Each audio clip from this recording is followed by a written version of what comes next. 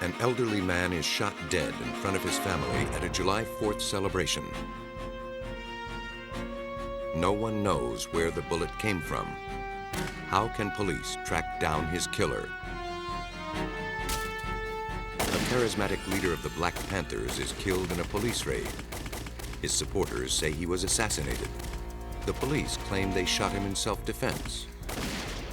Can a forensic expert determine who is lying? A child dies in a drive-by shooting. Can a state-of-the-art computer link evidence from this crime to another and win a conviction? It takes a split second for a gun to deliver death. Solving the crime takes much longer, but with increasing speed, expertise, and accuracy, forensic detectives are zeroing in on their deadly target.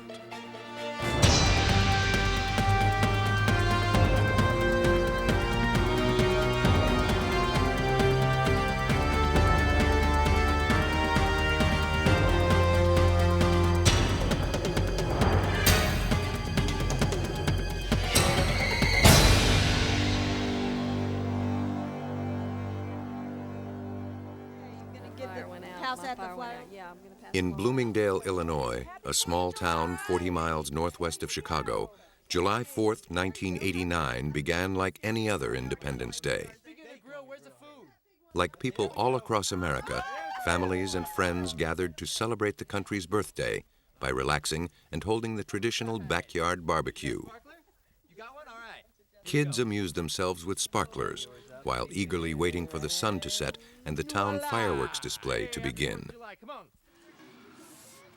On the picnic grounds, a carnival provided an endless array of diversions, something for everyone to enjoy. But for one Bloomingdale family, the celebration ended in tragedy. In a field near the picnic grounds, the family joined a crowd gathered to await the fireworks. The grandfather passed time playing with his grandchildren. Then, without warning, he tumbled out of his chair. His wife thought he had a heart attack. What's the matter? Is everything okay? Two off-duty detectives happened to be picnicking with their own families nearby. They rushed to offer assistance. When they turned over the man's body, they found a bloody wound beneath his ribs, a bullet hole. This 64-year-old grandfather had been shot dead. Shock was followed almost immediately by mystification. No one had heard a shot or seen anything. A search of the field came up empty. No gun, not even a spent cartridge could be found. The killing was the most baffling case the Bloomingdale police had ever encountered. Who had shot the man and why? Unraveling the mystery, forging a link between victim and killer, would demand all the ingenuity forensic experts could muster. Lieutenant Richard Vaughn is the ballistics examiner at the DuPage County Sheriff's Department. As soon as an autopsy had been performed, the Bloomingdale police called him in. The coroner confirmed that a bullet had struck the victim on the right side, then penetrated beneath the rib cage, causing his death. He also recovered the bullet. Fortunately, it had not hit bone and was in near pristine condition. Vaughn's initial task was to try to establish what kind of gun had fired it, so he and detectives could begin to look for the gun and, ultimately, its owner. Under his scrutiny, the bullet's size and weight and any physical marks could provide vital information. The evidence bullet in this case, the first question would be, what caliber is it? Caliber is determined by the weight of the bullet and by the diameter of the bullet. Vaughn started by weighing the bullet on a digital balance. Then he measured it with an instrument called a micrometer. When the process was completed, he determined the bullet was a .44 caliber. It had come from one of the most powerful handguns on the market, a .44 Magnum revolver. Several companies manufacture such weapons.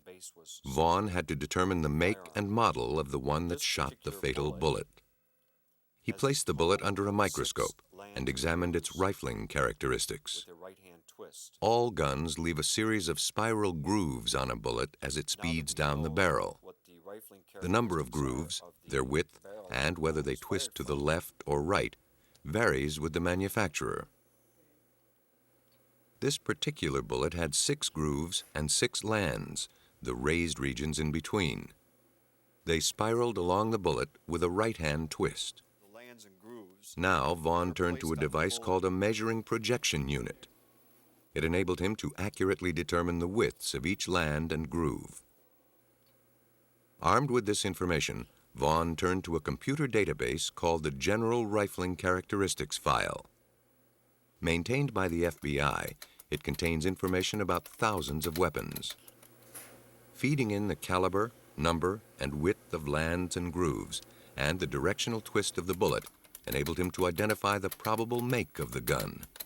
We had a groove width measurement of 0.129 thousandths of an inch. When we then refer to the .44 Magnum caliber category, you will note that the probable make and model of firearm that could have fired the evidence bullet was a firearm manufactured by Sturm Ruger, and the model would be the Red Hawk model. Within 2 hours, Vaughn developed a vital piece of evidence. The gun was a Sturm Ruger Red Hawk .44 Magnum. But a search of local gun shops turned up no record of any such weapon being sold. Vaughn decided the only way to trace the killer was to find where the bullet had been fired from. We started out with this measurement where we had... An ammunition manual told him that a Ruger Red Hawk .44 Magnum has a maximum range of about 1.5 miles. But the chances of locating where the bullet had been fired in an area that large would be next to impossible. To reduce the search area, Vaughn went back to the site of the killing to reconstruct the incident. All that he required was a mannequin, a lawn chair, and a wooden dowel. He seated the mannequin in the same place and position as the victim.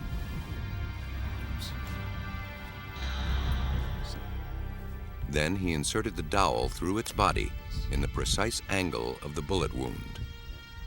The dowel rod now represents the actual trajectory of the bullet. Since we have an entrance wound here on the right side and the bullet was recovered on the left side, you'll note that the dowel rod is pointing in this direction here.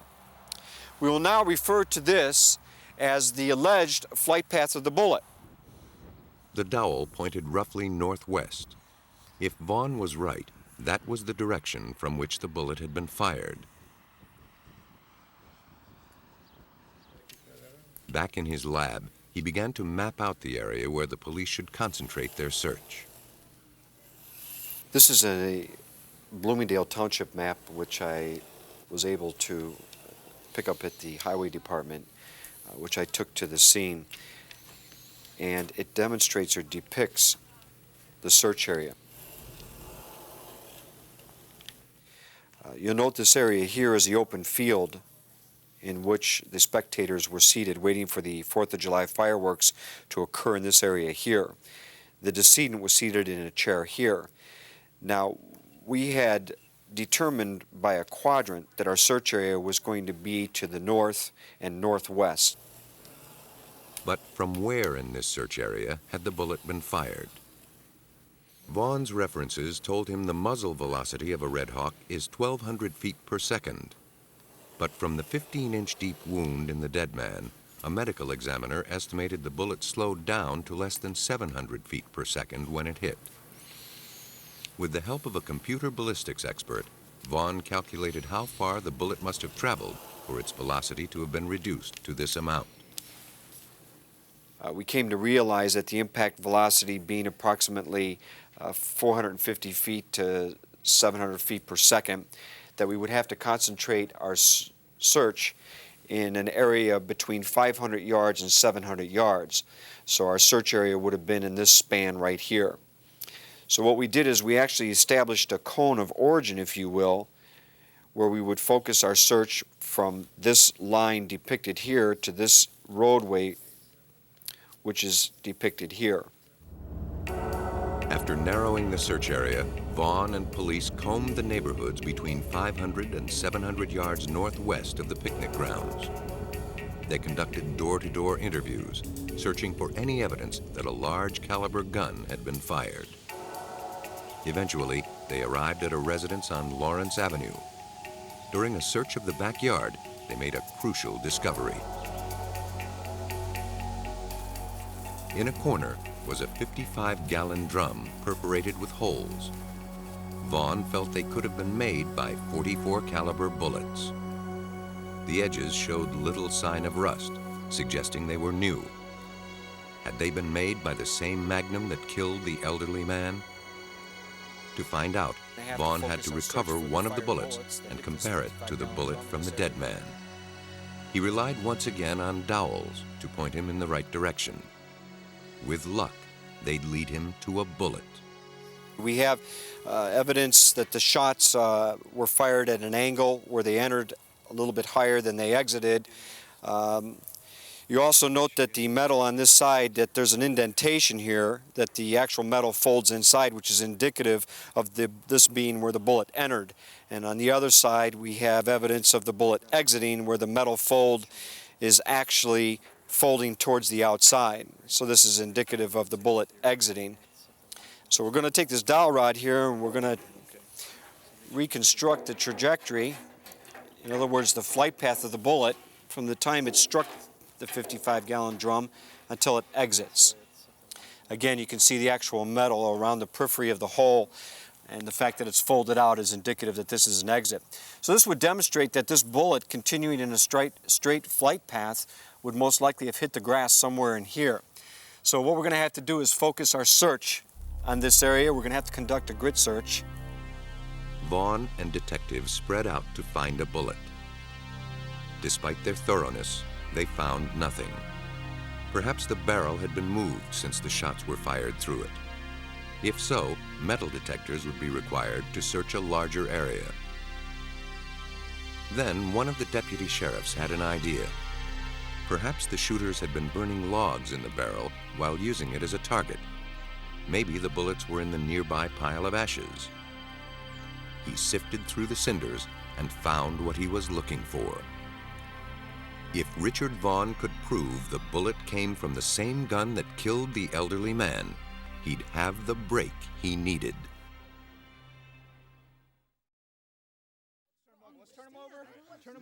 When the man died in a picnic ground in Bloomingdale, Illinois on July 4th, police had only two clues: the bullet recovered at autopsy and the wound it left behind. Now, ballistic examiner Richard Vaughn had a second bullet, found near the 55-gallon drum. A comparison of the bullets would tell him if they came from the same gun. Every Ruger Red Hawk Magnum leaves similar rifling marks on a bullet. 6 lands and grooves with a right-hand twist. But every gun also leaves its own unique individual signature on the bullets it fires, produced by tiny irregularities in the rifling. The bullet found in the drum was deformed by the impact, but Vaughn was still able to discern a series of distinguishing marks. They were enough to conclude it came from the same weapon that killed the victim. The net was closing in, but an important question remained. Could a bullet fired from the backyard travel unobstructed for nearly a half-mile to the picnic grounds? Vaughn enlisted the help of an engineering firm to survey the bullet's likely path. They recorded ground elevations and the positions and heights of every house and tree between the Lawrence Avenue residence and the picnic grounds. Then they constructed a diagram. The red line here demonstrates the calculated trajectory of the fatal bullet. The dark line here demonstrates the terrain. We do have documented here the dwellings that fell within the line of the trajectory of the fatal bullet. What we were able to determine was that this particular residence, for example, the bullet went directly to the right of it. But this indicates where the barrel of the firearm was. This is the fence that was at the back of the property, of the suspect's property. and this is the area where the decedent was seated. On its half-mile journey to the picnic grounds were many potential obstacles. Amazingly, the bullet missed every one. But would it still possess enough power to kill once it got there? To make his case, Vaughn had to prove it could. He turned to wound ballistics expert Martin Fackler, who had devised a standardized way to test how far a bullet penetrates human flesh when traveling at various speeds. The depth of the wound depends on the velocity of the bullet. To simulate the penetrating power of a bullet after a half-mile flight, some gunpowder is removed to slow it down to between 400 and 700 feet per second. This is referred to as a bullet inertia puller, and we're going to use this to pull and separate the bullet from the cartridge case so that we are able to actually remove the gunpowder from the cartridge case. Now that the bullet has been separated, Vaughn carefully tips out a measured amount of the gunpowder. It's a trial and error process. Empty out some powder, fire around. Measure the bullet's speed. If it's too high, remove a little more gunpowder. If it's too low, remove a little less from the next round. To ensure that the bullet impacts the block at the intended velocity, its speed is measured with an electronic timer. This is a chronograph. This is used to measure the speed of a moving projectile. It is nothing more than a timer, and the timer is started by the shadow of a bullet passing between these first two rods, and the timer is stopped by the shadow of a bullet passing between the second two rods. The speed in feet per second of the projectile is then recorded in the front of the machine. Finally, when everything is set, the test bullet is fired into the gelatin. Firing in the hole. The bullet traveled 15 inches, almost identical to the depth of the fatal wound. What's more, like the bullet found in the victim, it had not deformed. The test proved that the bullet had enough power to kill the man from a half-mile away. Further evidence that the shot had been fired from Lawrence Avenue. The results of Vaughn's test gave Assistant State's Attorney Joe Burkett grounds to serve a search warrant on Robert Logsdon, resident of the home where the drum was found. Logsdon admitted he and his girlfriend held a party on July 4th. But at first, he denied owning a handgun. As a convicted felon, it was illegal for him to possess one. He lied about virtually everything until he was confronted with facts that were known to us that we had put in the warrant, and he ultimately confessed and implicated his girlfriend as well in the shooting. There's a man who's dead. Under pressure from Burkett, Logsdon produced a .44 caliber Strum Ruger Red Hawk. He later confessed and revealed the events of his party. It had started ordinarily enough, a barbecue for a few close friends.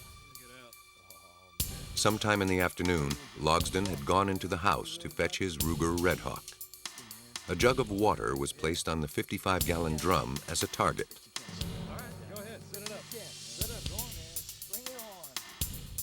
Logsdon fired off 5 rounds.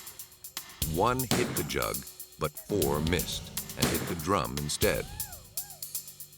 Then he handed the gun to his girlfriend, whose shot missed the jug and drum completely.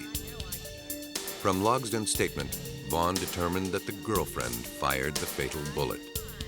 Because she was shorter than Logsdon, she tilted the gun higher.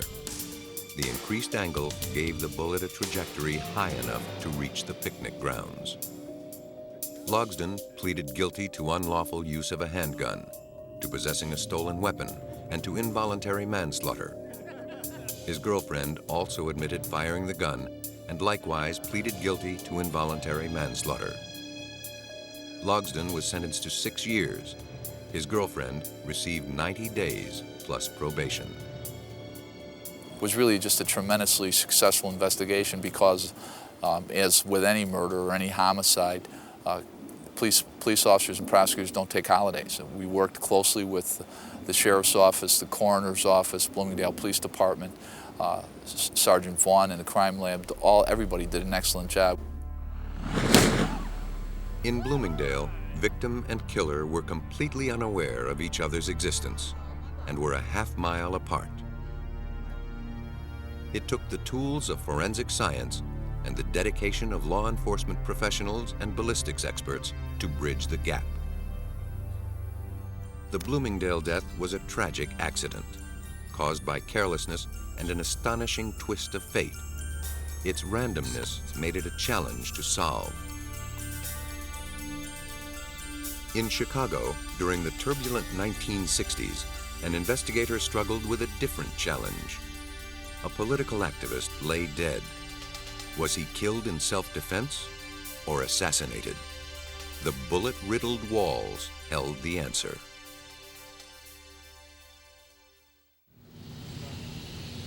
December 4th, 1969, 4:45 a.m. 14 police officers, handpicked by Illinois State Attorney Edward Hanrahan, approached an apartment in Chicago's Oak Park area, the heart of the city's black ghetto. They were about to embark on what would become one of the most controversial events in Chicago's history. The first-floor apartment was occupied by members of the Black Panther Party, a militant left-wing organization that preached social revolution. As the main group of police entered the front, a smaller force came in at the back. 15 minutes later, the tiny two-bedroom apartment was laced with 100 bullets. When the smoke cleared, 2 young Panthers were dead. 4 more were injured, 2 of them seriously. 2 policemen received superficial wounds. The raid yielded a cache of arms, 19 guns and boxes of ammunition. Among the dead was Fred Hampton, age 21, the charismatic leader of the Panthers' Illinois chapter. Black people need some peace. White people need some peace. And we are going to have to fight. We're going to have to struggle. We're going to have to struggle relentlessly to bring about some peace. Hampton was the 28th Black Panther killed by police in less than 2 years.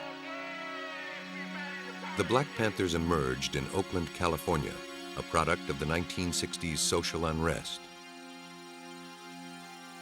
While black leaders such as Martin Luther King advocated civil disobedience and political action to advance civil rights, the Panthers seemed prepared to use violence if necessary. The December 4th raid quickly became a media event, as the Panthers and the authorities gave radically different accounts of what happened. Hanrahan claimed the police were serving a legitimate search warrant when the Panthers started shooting. When the police officers announced their office, they were fired upon. In a filmed demonstration, the police gave their account of the raid. In this version, Panther Mark Clark was sitting in a chair in the living room. He fired a shotgun through the front door as police approached. Police then burst in and shot him dead. As more Panthers began shooting, the exchange escalated. There were 3 shots fired from the rear bedroom. They were directed directly at the back door as I was coming in. I backed out again. According to police, when they entered Hampton's bedroom, they found him in bed, lying on his stomach. He opened fire with a .45 caliber automatic and a shotgun. In self-defense, they shot him twice in the head. But the Black Panthers told a different tale. The police burst in without warning, started shooting, and killed Mark Clark, who fired only after being fired upon. No other Panther used a weapon. More police stormed in from the back, found Fred Hampton asleep, and shot him twice in the head before he had a chance to wake up. Hampton's girlfriend was in bed with him when the raid began. Still half asleep, I looked up and I saw bullets coming from, it looked like the front of the apartment, from the kitchen area. They were, pigs were just shooting. When he looked up, Just looked up. He didn't say a word, and he didn't move, except for moving his head up. He laid his head back down to the side like that.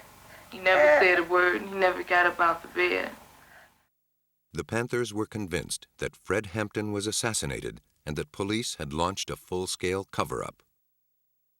Panther lawyer Skip Andrew acted as their spokesman.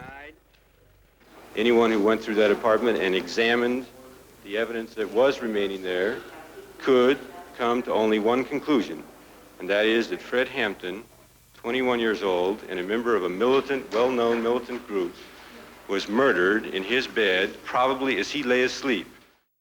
Police arrested the surviving Panthers and charged them with several offenses, including attempted murder. To defend the Panthers, their lawyers needed evidence to support their version of the raid. They turned to ballistics expert Herbert McDonnell. He seemed an unlikely choice.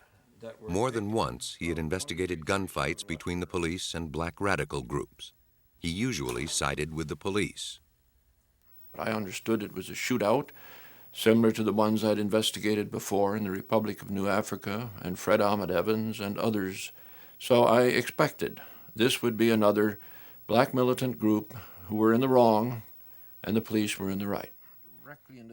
As McDonnell saw his role, it was to decide whether the police or the Panther account of the raid was nearer the truth. To determine this, he would have to reconstruct the raid from bullet holes and spent bullets in the apartment. It would take all of McDonnell's skill to find out what happened. He entered the apartment through a small foyer, which led to the living room. Mark Clark, the first Panther to die, had been shot here. Beyond the living room were two bedrooms. Fred Hampton had died in the farther one. Finally, at the back, lay the kitchen, through which the rear contingent of Hanrahan's force had entered. McDonnell started his investigation in the living room. I spent 10.5 hours collecting evidence, taking photographs, and observing the trajectories of various bullets. I had never seen an area that had been so shot up as the living room. On one wall, the south wall, there were 45 bullet holes of various calibers. The larger ones were 45 caliber fired from a Thompson submachine gun. There were blasts from shotguns, and there were 30 caliber and 38. Having different sizes made it somewhat easy to establish which were fired from various weapons.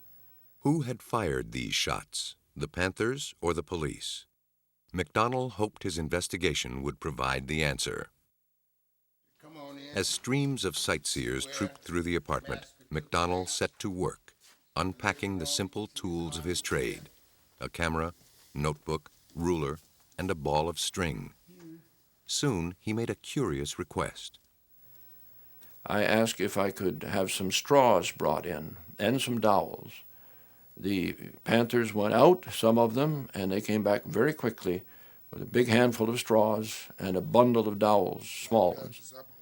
After measuring the precise position of every hole in the living room wall, McDonnell gently pushed the dowels and straws into them. By following the direction of a dowel, he could trace the path of a bullet. The straws protected the holes, ensuring that a dowel did not knock out plaster and destroy vital evidence. When he finished, the result was startling. All 45 bullets had been fired from the vicinity of the living room door. All must have come from the police as they burst into the room. When I began looking at the number of bullet holes, it became apparent that the vast majority seemed to be coming into the apartment rather than going out. The investigation seemed to be favoring the Panthers' version of the raid, but the police were quick to state their case. In an interview with the Chicago Tribune, Hanrahan produced a photograph of bullet holes in the molding around the back door. He called it irrefutable evidence that the Panthers had fired at the police as they entered from the rear of the apartment. Reporters studied the photos. One One of the 4 pictures you gave the Tribune had 2 bullet holes on the right side of what was supposed to be the rear door. But when reporters inspected the apartment, they found the marks to be not holes, but nails. Hanrahan backpedaled. I have said that we released the pictures. We have not characterized or described the conditions that they portray, other than to say that that is an accurate portrayal of that particular object. Now the police changed their story. The Panther bullets, they said, whistled through the open door. That is not what McDonnell found. The claims that there were bullets fired out at the police out the back door are unfounded. There is no way the bullets could not have hit a person in the door, and if they missed them, they would have struck a brick wall. McDonnell continued his investigation in the front bedroom, where he discovered bullets fired in the living room had passed through the wall. While in the bedroom, he noticed the door was also pierced by bullets. He counted 25 of them. The police had claimed Panthers in the bedroom shot at them and refused to stop firing despite orders from officers. At first sight, the door seemed to confirm this part of the police's story. All the shots in the door came from the inside out, exactly what would be expected if Panthers in the bedroom had been shooting at the police. But there was a puzzle. None of those 25 shots hit an officer, nor was there any trace of them in the hallway beyond. But on closer examination, if those bullets were fired when the door was closed, as was claimed by the police, they would have struck the hall right across from that bedroom door. There was not one point of impact there.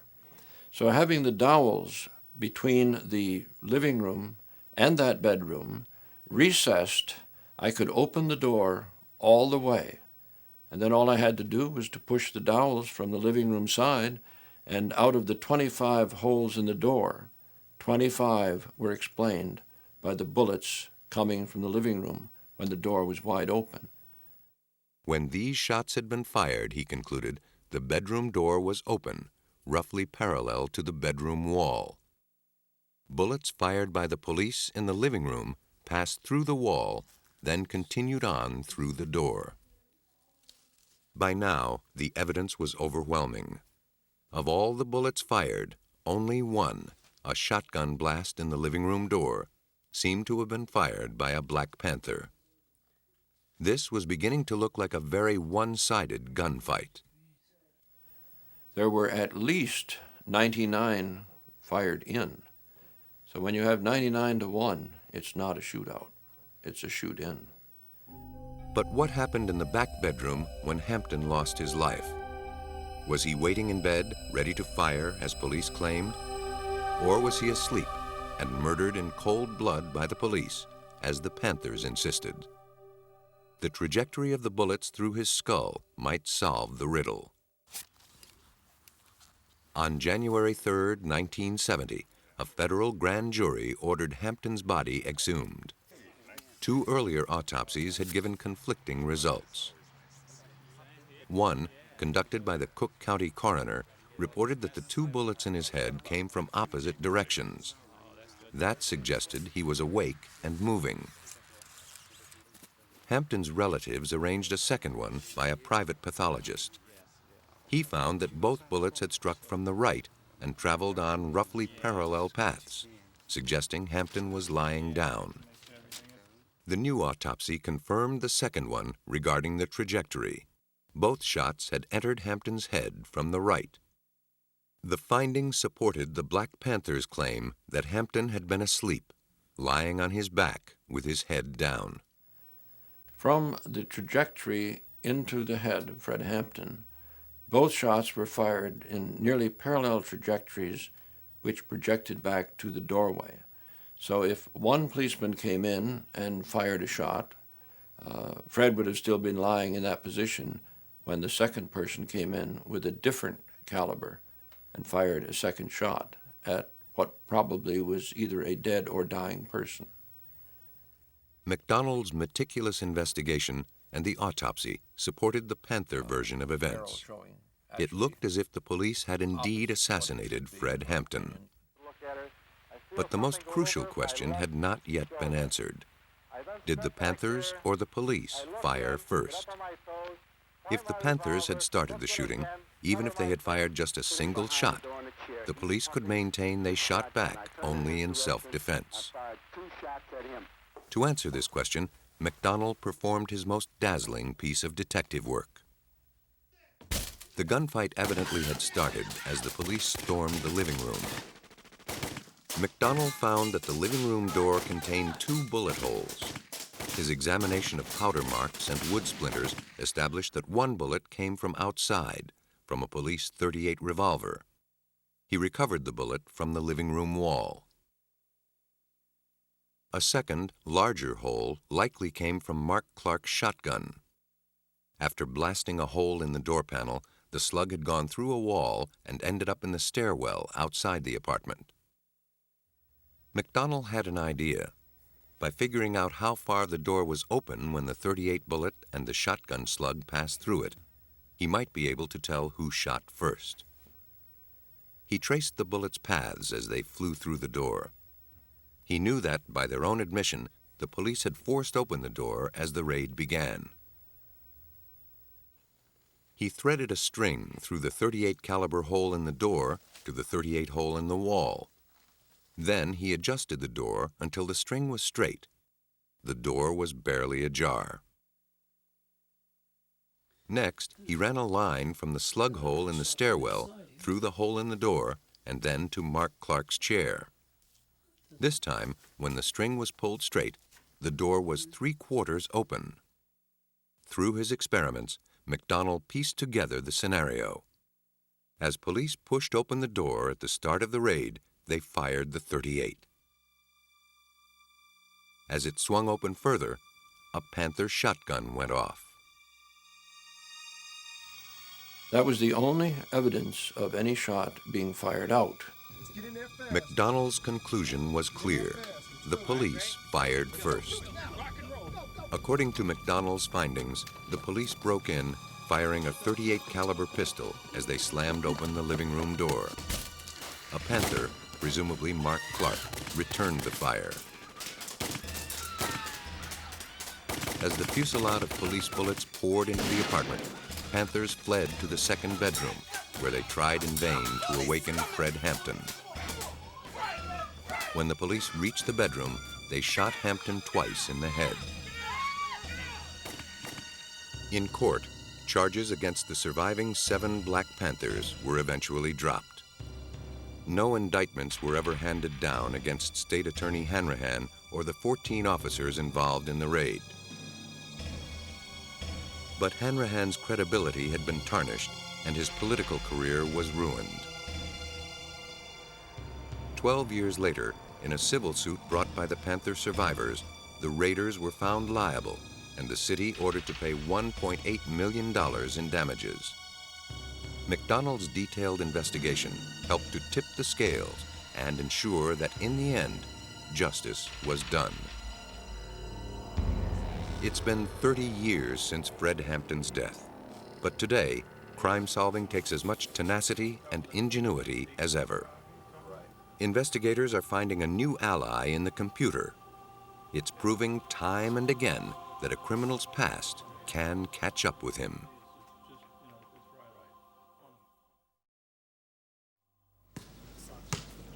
On March 8, 1996, a young boy was spending the evening as any 12-year-old would, when tragedy struck.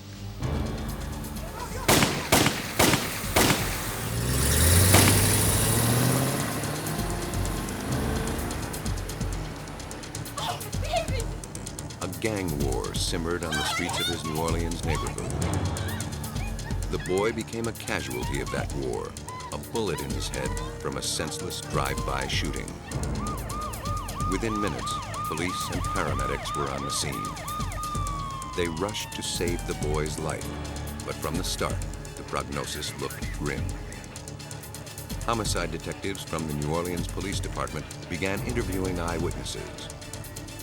2 men who had run for safety when the drive-by occurred returned to the scene. One of them was the victim's uncle. The men admitted to police that they were the intended victims. They recognized the car and identified the triggerman as Kevin Jordan, a gang member and drug dealer. Meanwhile, the child was taken to the hospital. 15 hours later, he died. As the search for Kevin Jordan started, Sergeant Michael Rice and John Treadaway, firearms examiner for the New Orleans police, began their own quest. 2 bullets had been found at the crime scene, and a third had been recovered from the little boy. Could they link those bullets to a gun and then link that gun to the killer? The bullet was placed in our evidence room and it was delivered to the firearms section for me to examine. Examining the bullet, I found that it was a .38 caliber having a 6 right rifling twist. Most drive-by shootings involve semi-automatic handguns, but this bullet was fired from a revolver. So I was able to inform the Detective Bureau that the gun that was used was a .38 caliber revolver. But were all 3 bullets fired from the same .38? To find out, Treadaway had to compare the fine details of each one. So, you see how pronounced this is? If you look up on the monitor in the groove, you can see about 2/3 of the way down, it's a good match. It notches on the following land and the following groove. This is a hit, no doubt at all. This is both bullets fired from the same weapon, no doubt. Okay. I think this is what they needed. Now, detectives in the field knew that only a single .38 revolver had been used. Until they found it, there was little more that Treadaway could do. Open the door, please! Whoa, man, whoa, Detectives, meanwhile, learned the name of the driver. He was Henry Talley. They also found out he owned a .38 caliber revolver. On March 16th, they arrived at Talley's home, armed with search warrants. A search turned up drug paraphernalia, marijuana, crack cocaine, and 3 guns, including his .38 caliber revolver. He was taken in for questioning. Talley's weapons were confiscated and sent to Treadaway at the ballistics laboratory. Could he tie the .38 revolver to the bullet that killed the boy? If so, the police could build a solid case against Talley and the alleged triggerman, Kevin Jordan, who had already been arrested on suspicion of murder.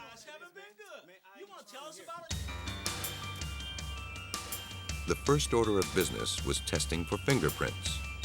Had Talley or Jordan last fired the gun and left prints on the trigger?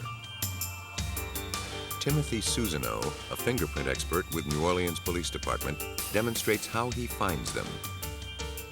Latent fingerprints, prints invisible to the naked eye, are developed in a 2-stage process. The first involves fumigating with superglue. Molecules of the glue will stick to a print. Then you want to take your liquid superglue and pour it into the aluminum dish. Next, I'm going to place the aluminum dish onto a hot plate that's located inside this tank. That's going to heat the superglue and accelerate the fuming process. Within an hour, the gun is cooked. Now it's ready for the second stage of the test. It's washed with a fluorescent dye. If any prints exist, the dye will adhere to them and become visible under the ultraviolet light source. Unfortunately, none showed up on the .38 found at Talley's residence. The test could not help pin the shooting on Talley or Jordan. Still, the test is often worth performing. Sometimes it can yield dramatic results. This is an example of a partial latent fingerprint that was developed on the trigger guard of a weapon that was used in a murder. As you can see, the partial fingerprint right here, that's on the front part of the trigger guard, which is located right here. To establish a connection between Talley's gun and the fatal bullet, Treadaway needed to inspect a bullet shot from the gun. This is our ballistic recovery room. In this room is our ballistic tank that we test fire our weapons in. This is Officer Gwen Surpass. He's going to test fire these weapons. We're going to test fire this 38 first. Before we do anything with it, we normally like to check to make sure that the weapon is functional.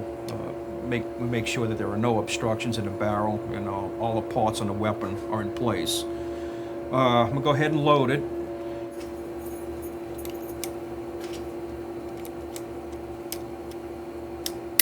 We're going to need to put some ear protection on. It gets a little loud in here. The gun is fired into an 800-gallon tank of water, informally called the hot tub. Water halts the bullet without distorting its shape or marking its surface.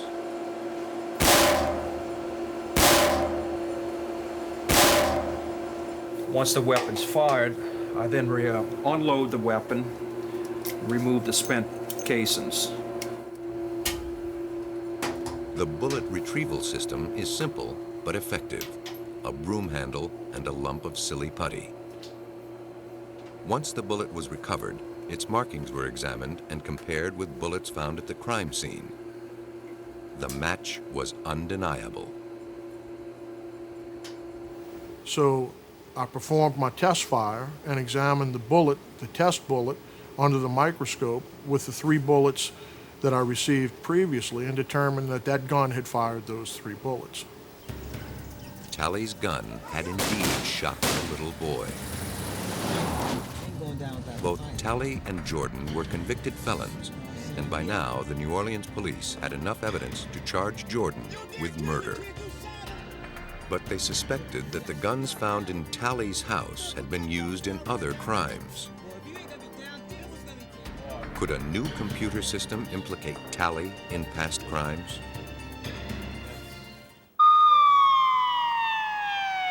When the 12-year-old boy died in a drive-by shooting in 1996, New Orleans police had a brand new crime-solving tool available.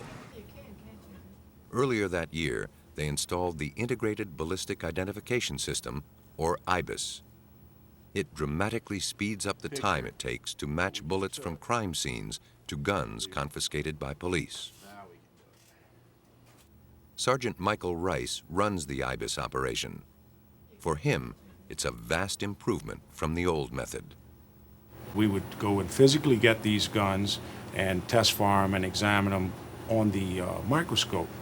Well, right now, with our IBIS system, we can now simply, as a matter of routine, test fire these weapons and put them into IBIS. This image will then be correlated and checked against all of our current database. And if this gun had been used in a crime, we will know about it in a very short period of time, perhaps within the hour. At the heart of IBIS is a sophisticated computer program linked to an elaborate microscope. Attached to the microscope are 2 tiny video cameras. When a test bullet is placed under one of the cameras, its magnified image appears on the screen. Greg McCrae is one of the New Orleans detectives trained to use the new system. We have the projectile, the bullet itself, mounted on a little fixture with the information recorded on it. It's glued on here. I'm going to mount it to the machine, rotate it, and lock it in. At the flip of a switch, the cradle begins to move, turning the bullet through one complete revolution, scanning an image of the bullet into the computer. As you can see, you see striations, you see groovings, you see markings. As we move it down, we'll take a picture of it. The machine digitizes this picture as it takes it. Now, when we process it, the picture is taken and then processed digitally from this machine into the next machine, the next computer, which will in turn correlate it. Built into IBIS is a program designed to scan each image for its distinctive pattern of marks or lines. Having picked it out, the program searches through its database, looking for other images of bullets that match. Within less than a minute, it can scrutinize thousands of bullets. a task that would take a ballistics expert like John Treadaway years to perform. This part of IBIS is called bulletproof. A second subsystem, brass catcher, enables him to scan and match spent shells. The casing, which is the other section of the bullet, would be put in this area here and locked in here and secured. This particular microscope will take a picture with the camera mounted up here of the back end, or I should say the breech face of that casing. The breech face and also the firing pin, which is in this area right here. Now the computer records the shell's distinctive features, the positions and shapes of indentations left by the firing pin and tiny gouges left as it's ejected from the weapon. The operation is completed in 2 to 3 minutes. IBIS had been installed less than a month when a bullet from the .38 revolver that killed the 12-year-old boy was entered into it. There were no hits, no matches with the thousands of other bullets in the computer's database. But the system's real power was demonstrated with bullets test-fired from a second gun, a .45 caliber automatic found in Henry Talley's apartment. The firing pin, which we're looking at, if you look very closely, you can see this duck image right here, center in the firing pin itself. But this is very clear. We knew from looking at the screen that the probability of a match was very, very high. IBIS made a hit, implicating Henry Talley in another unsolved drive-by shooting. It was enough to strengthen the case against him regarding the death of the child. IBIS had proved itself on its first case. Prior to IBIS, this case would have probably been unsolved. It would have never picked up any additional follow-up unless there was a specific reason for it. We have uncovered and linked many cases involving homicides as well as shootings here in the city. And we made those links and those correlations and tied them all together by simply what Greg's doing right now. And we're kind of proud of what we do here, and I would not want to be without IBIS today. The death of the 12-year-old boy was solved partly by traditional ballistics work. But without the IBIS computer system, police would never have connected Talley's weapons to another crime that might have otherwise gone unsolved. Both Kevin Jordan and Henry Talley were convicted of first-degree murder and are now serving life sentences. By developing new ways to trace bullets to guns and guns to criminals, forensic detectives are increasingly able to turn a criminal's own ammunition against him. So long as there's a bullet, there's a clue. And so long as there's a clue, there's a chance to catch a killer.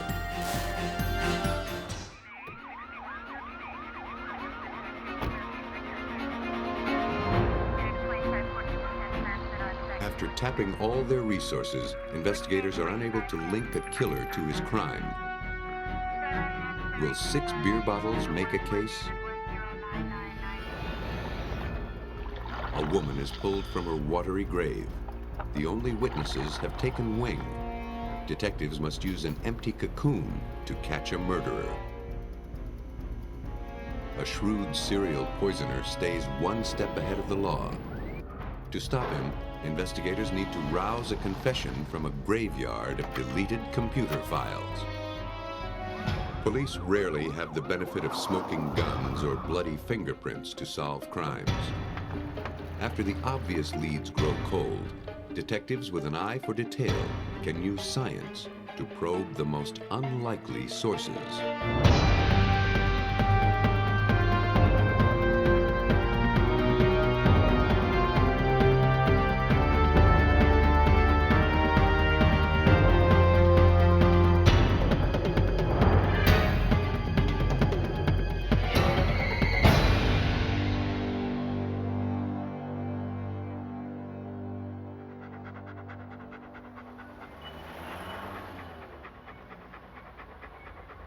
November 1996, Friday the 13th.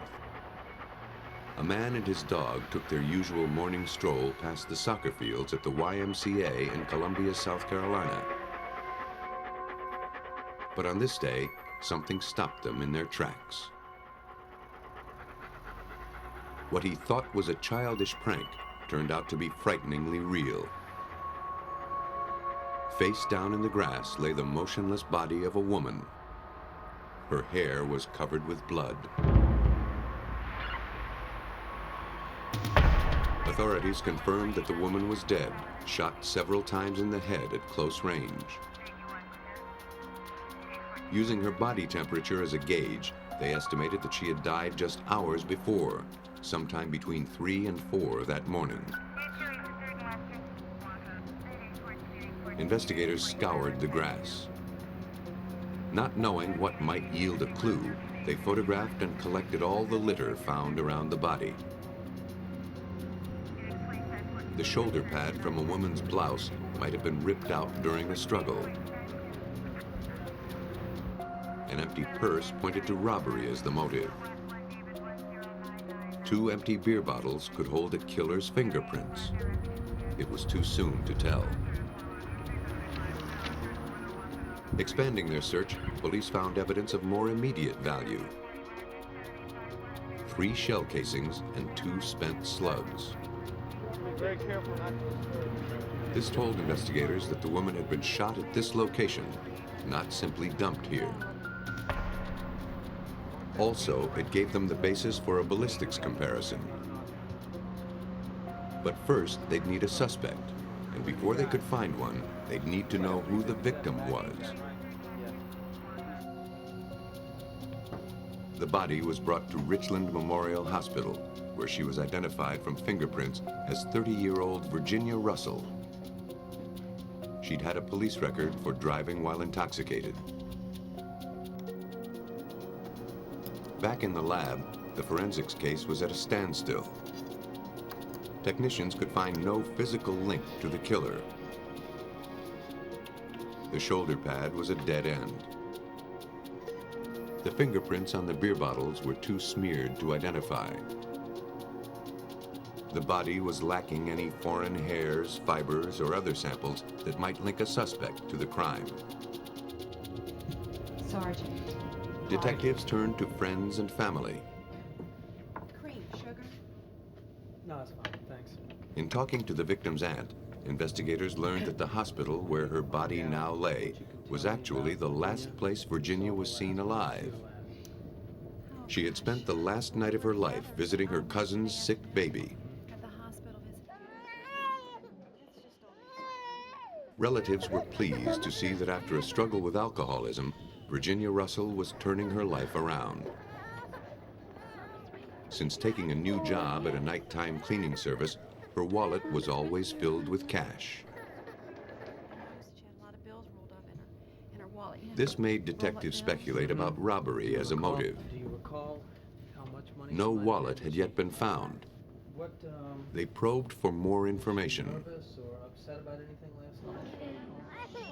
The aunt remembered Russell's beeper going off.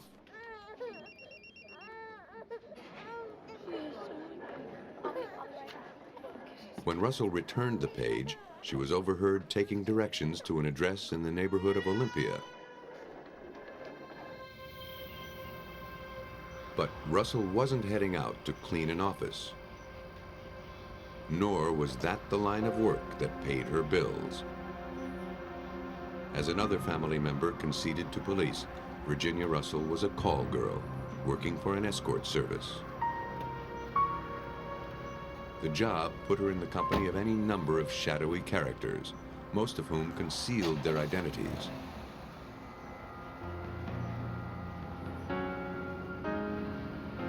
With such a suspect list, the case would be challenging, if not impossible, to solve.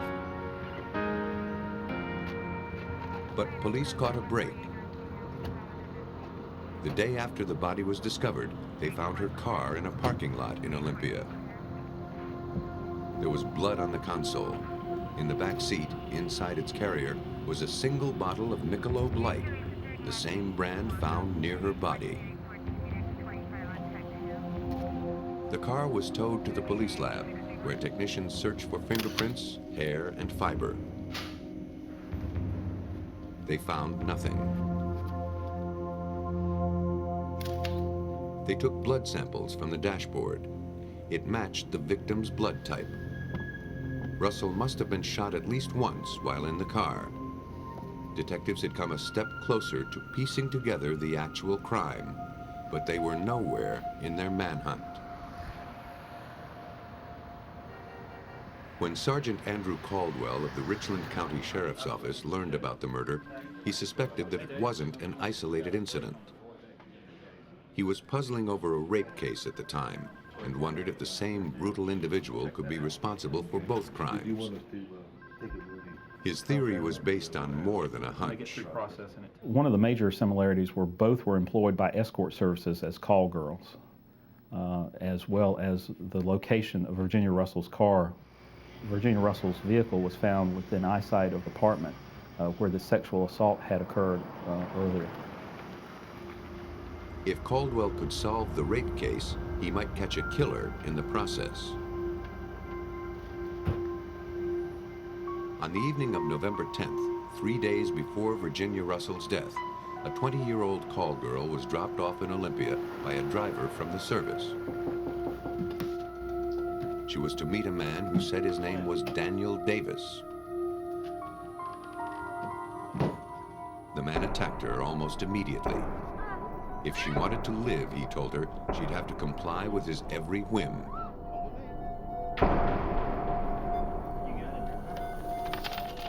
He dragged her to the bedroom and sexually assaulted her.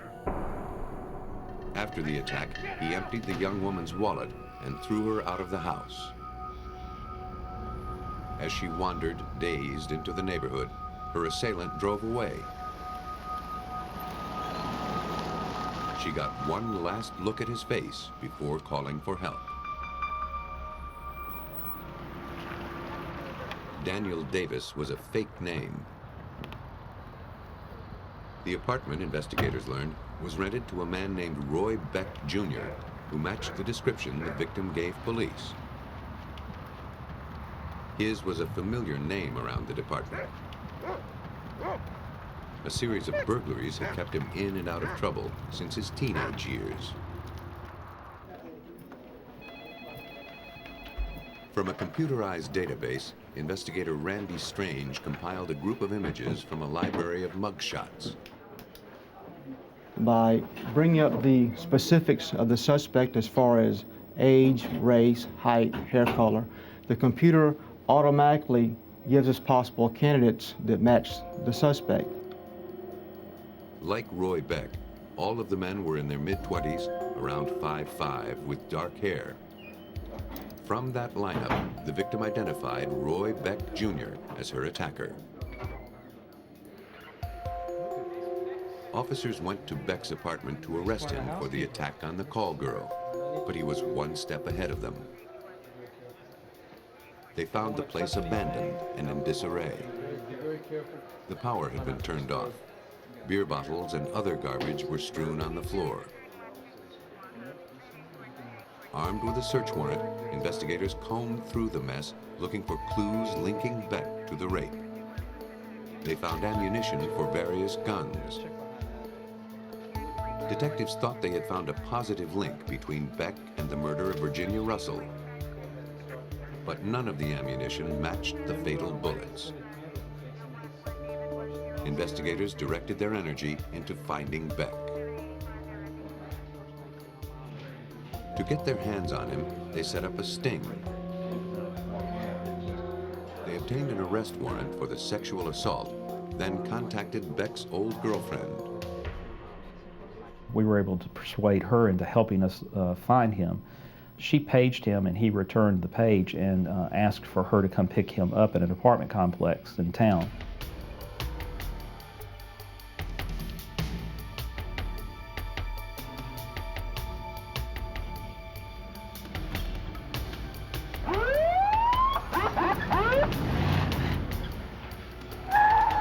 When Beck emerged from his hideout to meet her, he was arrested and brought to the station for questioning. In the meantime, detectives went upstairs to the apartment where Beck had been hiding out. The apartment belonged to Beck's friend, Richard Bulliard. Bulliard consented to a search and pointed investigators to a loaded gun on the sofa. That wasn't the only weapon they found. We were able to locate a large Rambo-style hunting knife, which was described by our rape victim and used in that crime, as well as a phone book in Beck's room that he was using with various escort services underlined and highlighted. The gun, knife, and a pair of boots were collected and brought to the lab, where the first solid links to Virginia Russell's murder were forged. Ballistics proved that the gun found in Bulliard's apartment was used to kill Russell. The boots had blood on them, consistent with the victim's type.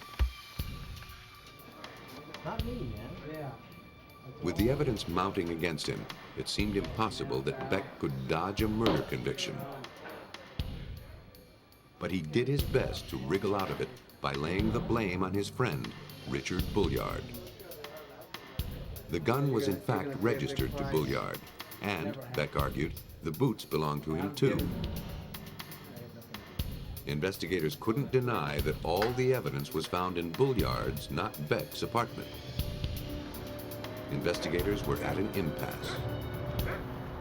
The rape victim's testimony had established Beck's violent pattern of call girl solicitation and robbery, but that evidence was circumstantial at best.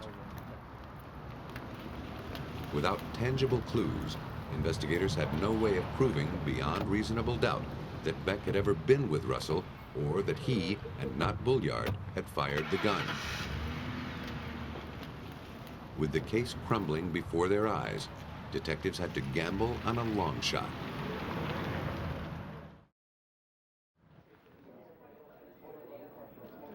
The only physical evidence that connected Roy Beck, Virginia Russell, and Virginia Russell's car was 6 Michelob Light beer bottles. Investigators had found 2 empty bottles next to the body, 3 empty bottles in Roy Beck's abandoned apartment, and 1 unopened bottle in the victim's car. If they could be shown to have come from the same six-pack, it would prove that Beck had been with Russell that night. But without usable fingerprints, linking the beer bottles seemed impossible. Anheuser-Busch distributes almost 200 million bottles of Michelob Light each year. Finding a connection between the 6 bottles seemed remote. Without it, Roy Beck would go free. To tie a murderer to his crime, detectives in South Carolina had the improbable task of proving that 6 bottles of beer came from the same six-pack. For help, they turned to the Anheuser-Busch bottling plant in Williamsburg, Virginia. In turn, Mark Landers, manager of quality assurance, relied on a coding system the company had adopted just that year. The code in question was 17 October 96, and the other 4 characters were WF58. The first part of the code showed that the beer was bottled on October 17, 1996. The W stood for the Williamsburg plant, and the F indicated a particular line within the system. The final part of the code, 58, specified that the beer was bottled during the 58th 15-minute increment on that day. As the bottles are packaged and labeled, they are placed in 6-pack carriers and in a case. All of the bottles produced during a 15-minute time period will contain the same exact code. In Landers' expert opinion, the beer bottles in Beck's house had come from the same carrying case as the bottles found near the victim. It was an irrefutable argument that locked Beck to his crime.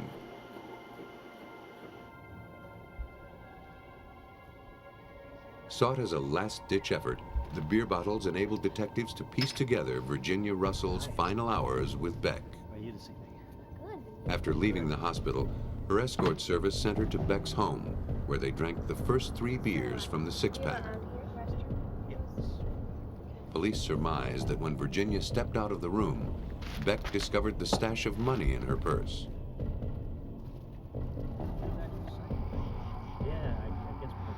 Police theorized that they grabbed the beer and drove to a soccer field where they drank the 4th and 5th bottles. At some point, Beck decided that robbing his victim wasn't enough. He wanted to kill her.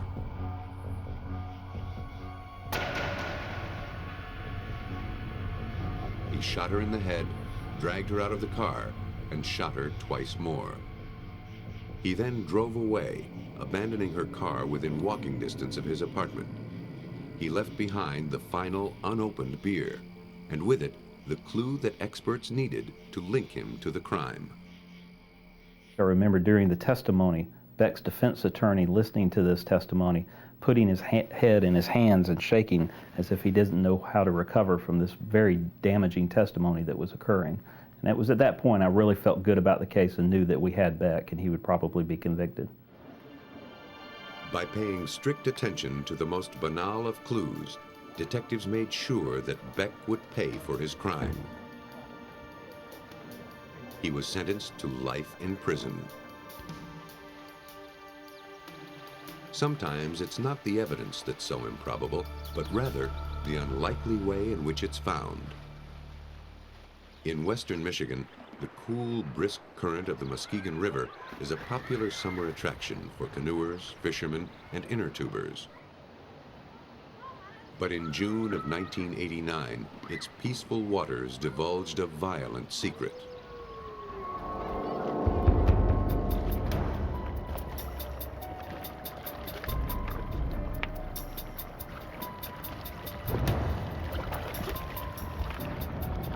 Two recreational divers were scavenging the river bottom for sunken treasure, dropped motors, lost fishing tackle, old anchors. A flash of metal told them they were onto something big, bigger than they thought. It was a red car, belly up in a 15-foot indentation, and there was something floating inside it. Peering through the windows, the divers saw the bloated figure of a human body. They contacted the police.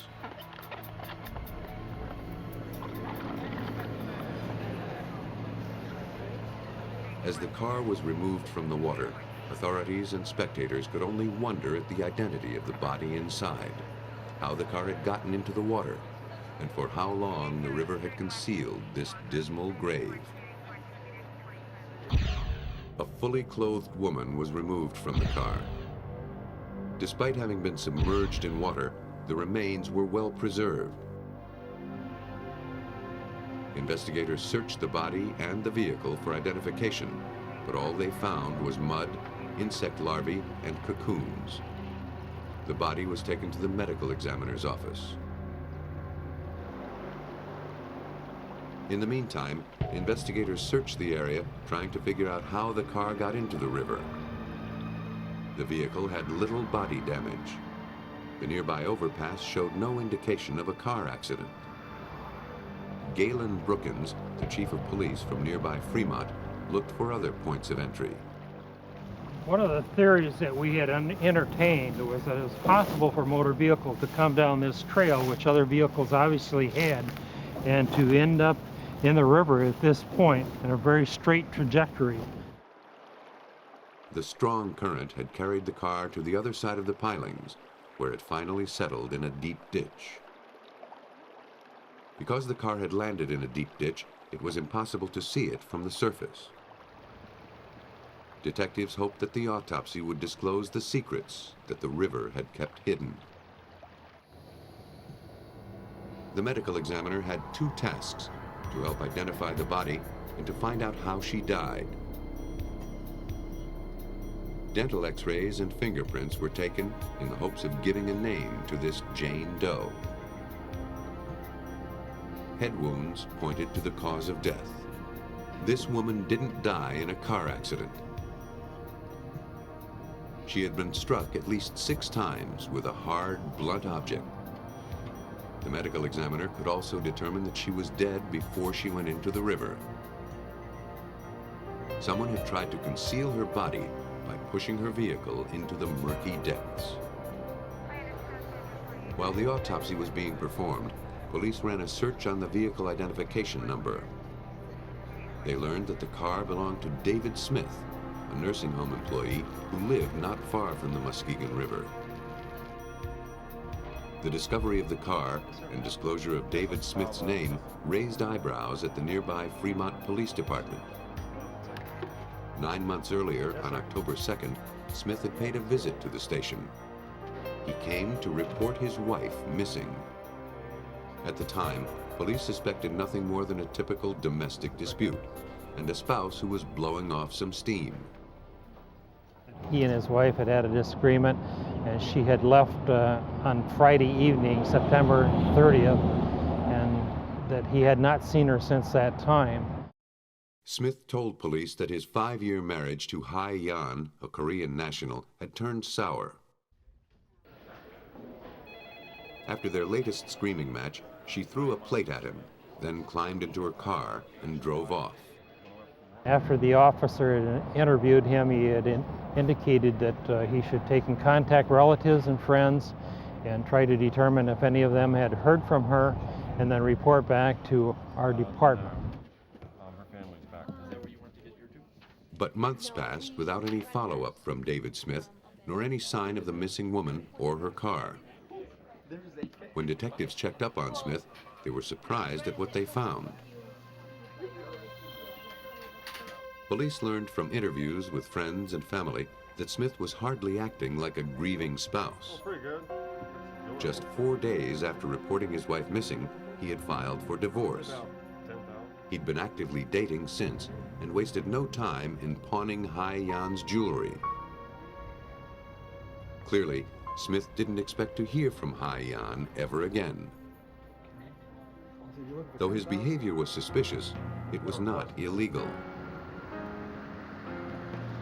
The situation had all the ingredients of a homicide, except there was no body. Police were determined to find Hai Yan, dead or alive. In February 1989, 4 months before the body was recovered, Brookins turned to the Michigan State Police for help. State police worked the phones, contacting friends of the missing woman in the U.S. and Korea. No one had seen or heard from her since September. Now missing for 5 months, investigators were losing hope that Hai Yan would ever surface. As he proceeded with telephone interviews, Detective Richard Miller of the State Police uncovered a lie. Though David Smith told law enforcement that he had heard nothing from Hai Yan, he told several friends a different story. Mr. Smith had made statements during her absence that he knew she was alive and well, that she had contact with some mutual friends and other parties. But investigators found no one to confirm Smith's story, and he refused to take a lie detector test. Then, 5 months later, on the night of June 23rd, the suspect's car was pulled from the Muskegon River with a dead woman in it. The waiting was finally over.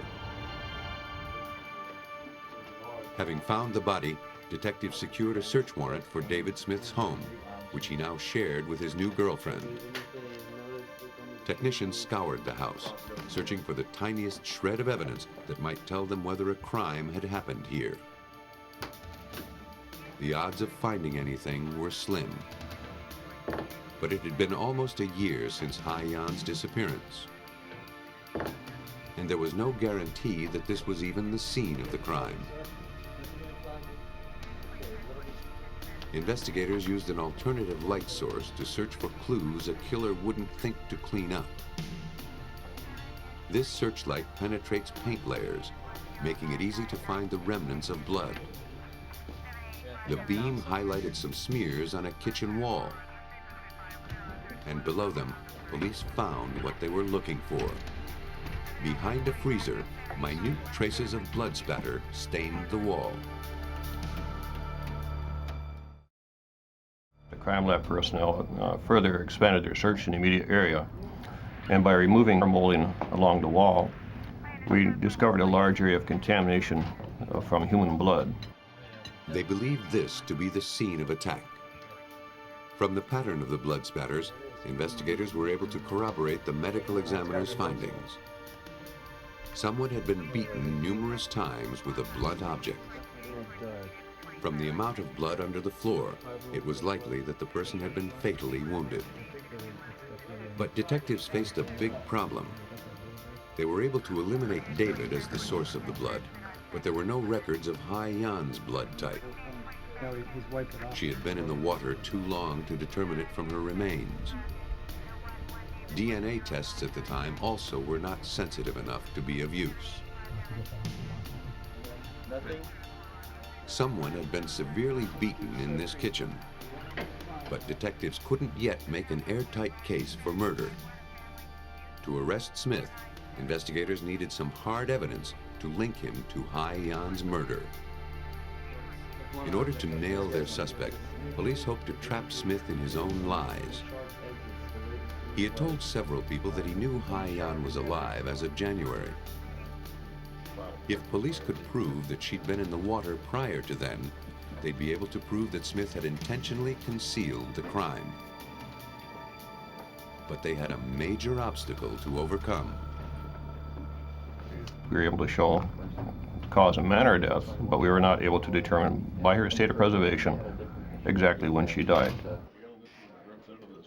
Miller had an idea.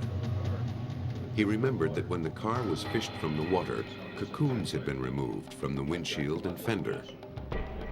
He knew that insects are helpful in determining time of death on land. Could they do the same in the water? In order to tie David Smith to his wife's death, detectives in western Michigan needed to determine how long her body had been in the river. Their only clue was a cocoon. Police turned to forensic entomologist Richard Merritt to see if he could learn anything from this unlikely witness. Well, when I received the specimens from Detective Miller, I saw that they were black flies. And black flies are a group that I've been working on for the past 20 years. So I knew right away that there was something there that I could identify and probably give some more information that they didn't have on the case. Merritt would rely on his knowledge of the black fly's life cycle to calculate when the car hit the water. Like all insects, the black fly goes through 4 life stages. The first stage is the egg. Black flies in the Muskegon River hatch in November or December, then turn into worm-like larvae. The larval black flies remain in that stage and grow during the winter in the river on any substrates that they can attach to. Could be leaves, could be rocks, or in this case it was a car. In April or May, the larvae enter the pupal stage. They build cocoons around themselves and remain dormant until late May or early June, when they emerge as adult flies to start the life cycle over again. The presence of cocoons on Hai-Yan's car told Merritt that the vehicle had to have entered the water no later than November. For that particular species to be found on the car in late June as it was, the immature stage had to occur for the entire winter on the car in the river. Otherwise, you would not have had that particular species. Merritt's findings proved to Detective Miller that David Smith had completely fabricated the stories about his wife's whereabouts since her disappearance. He'd said she was seen in January. The cocoons said she'd been in the water since November. Mr. Smith had told co-workers and others that he knew his wife was alive and that she had contact with various people across the nation. Dr. Merritt's studies of the black fly larva and the various stages we found on the vehicle proved positively that was simply not true, that she was immersed within the waters of the Muskegon River. The insects proved that Smith was lying, no doubt to cover his tracks. And apparently, his weren't the only set. No, everything When news of the murder investigation came out, a co-worker told police that a month before Hai Yan's disappearance, David had been trying to find a hitman. Police subpoenaed Smith's phone records. In September, there was an unusually high number of calls to two numbers in Pittsburgh. One was the dry cleaning plant where his father worked. The other was traced to the home of one of the father's co-workers, Kenny Lamont Latimer. When investigators confronted Latimer with the evidence heaping against his acquaintance, David Smith, Latimer crumbled. He told police that Smith had offered him $5,000 to kill his wife. By the time he'd hired Latimer, Smith's marriage was a wreck. But he was already paying alimony to a first wife and didn't want another liability. He hired Latimer to kill the victim with a dose of bad heroin.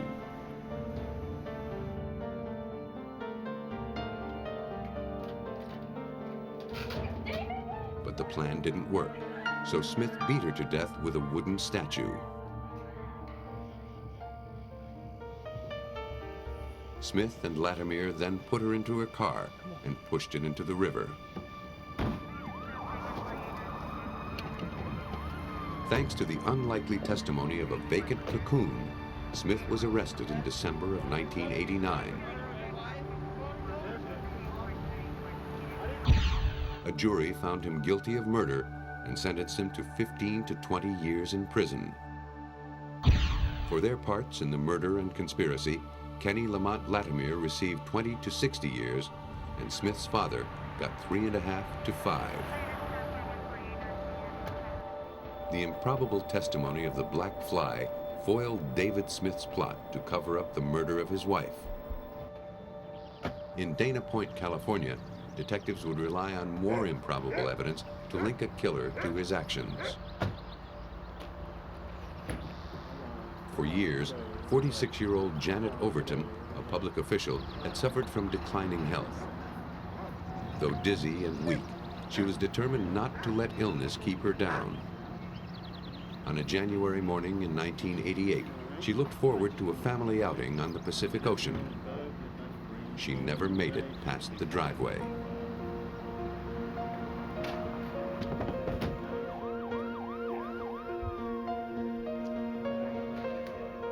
Janet's husband, Richard, summoned paramedics. But Janet was beyond help.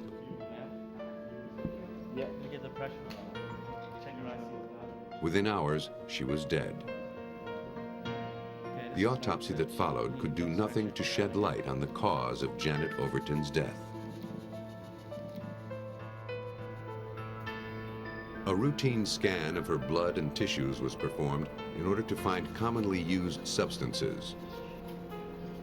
It eliminated all conventional over-the-counter or prescription drugs as having contributed to her death. Her strange illness seemed to be as much of a mystery in death as it had been in life. For 4 years, Overton suffered from weight loss, stomach aches, tingling in her fingers, and a rust-colored rash. None of the specialists could make a diagnosis, despite extensive testing for viral infections, allergies, bacterial problems, anything that could explain the strange illness. Toxicologist Paul Sedgwick was called in. They were completely baffled. They checked right and left. There are stacks of records, a couple feet high, and from whatever I can see, they never did find a specific cause for any of the symptoms that they found. All they knew was that Janet Overton had been ravaged from the inside out. After her death, blood and tissue samples were put into storage at the coroner's office. The body was cremated.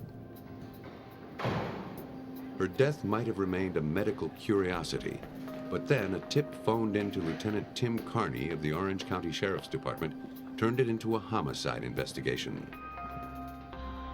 6 months after Janet Overton's demise, Richard Overton's first wife, Dorothy, told officers to take a good look at her ex-husband's past. Her daughter had made an odd discovery while visiting Overton's home. While going through some of Richard's things, she found a syringe, rubber gloves, and a tube of mascara. She reported them to her mother, who contacted the police. Carney dug through 20 years of records to uncover the Overton's family secret.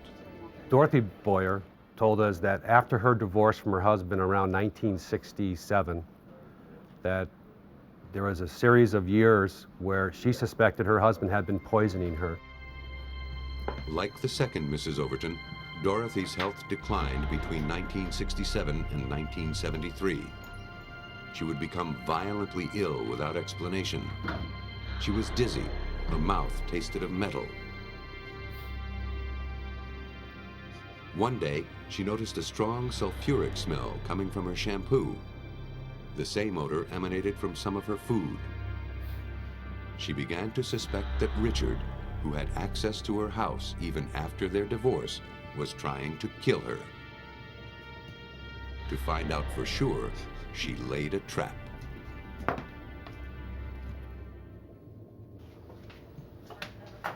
With the help of the sheriff's department, Richard Overton's first wife, Dorothy, devised a plan to see if he was poisoning her.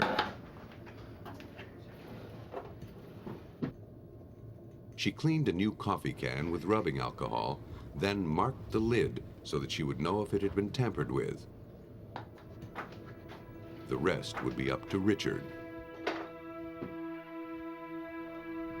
After 3 days, she discovered that someone had opened the lid. Fingerprints lifted from the can were compared to Richard's, taken when he applied for a municipal job. They matched. Without his ex-wife's permission, Richard Overton had snuck into her house, gone into the cupboards, and mixed some reddish powder into her coffee. When the contents were tested, investigators discovered a strong-smelling mineral called selenium. Selenium is an element which in small amounts is necessary for good nutrition and health. In large amounts, it's poisonous. Richard was brought in for questioning. He initially denied having poisoned Dorothy, but confronted with the evidence, he confessed. Dorothy agreed to drop the charges so long as Richard stayed out of her life. Now, 20 years later, Richard Overton faced another round of questions regarding the poisoning of his second wife, Janet. But before detectives could go after him, they needed to find out if selenium poisoning had contributed to the death of Janet Overton. On paper, the two Mrs. Overtons seemed to have suffered from the same undiagnosed ailment. According to Lieutenant Carney, it looked like history was repeating itself. What we looked at was comparing Dorothy Boyer's 1970, late 60s, early 70s medical history from doctors, along with Janet Overton's medical history in the 1980s. And what we saw was almost a mirror copy of symptomology of classic heavy metal poisoning. Dorothy Boyer, and now police, wondered if the mascara Richard's daughter found in his home contained selenium. In one simple test for selenium, the questioned sample is dissolved in a test tube.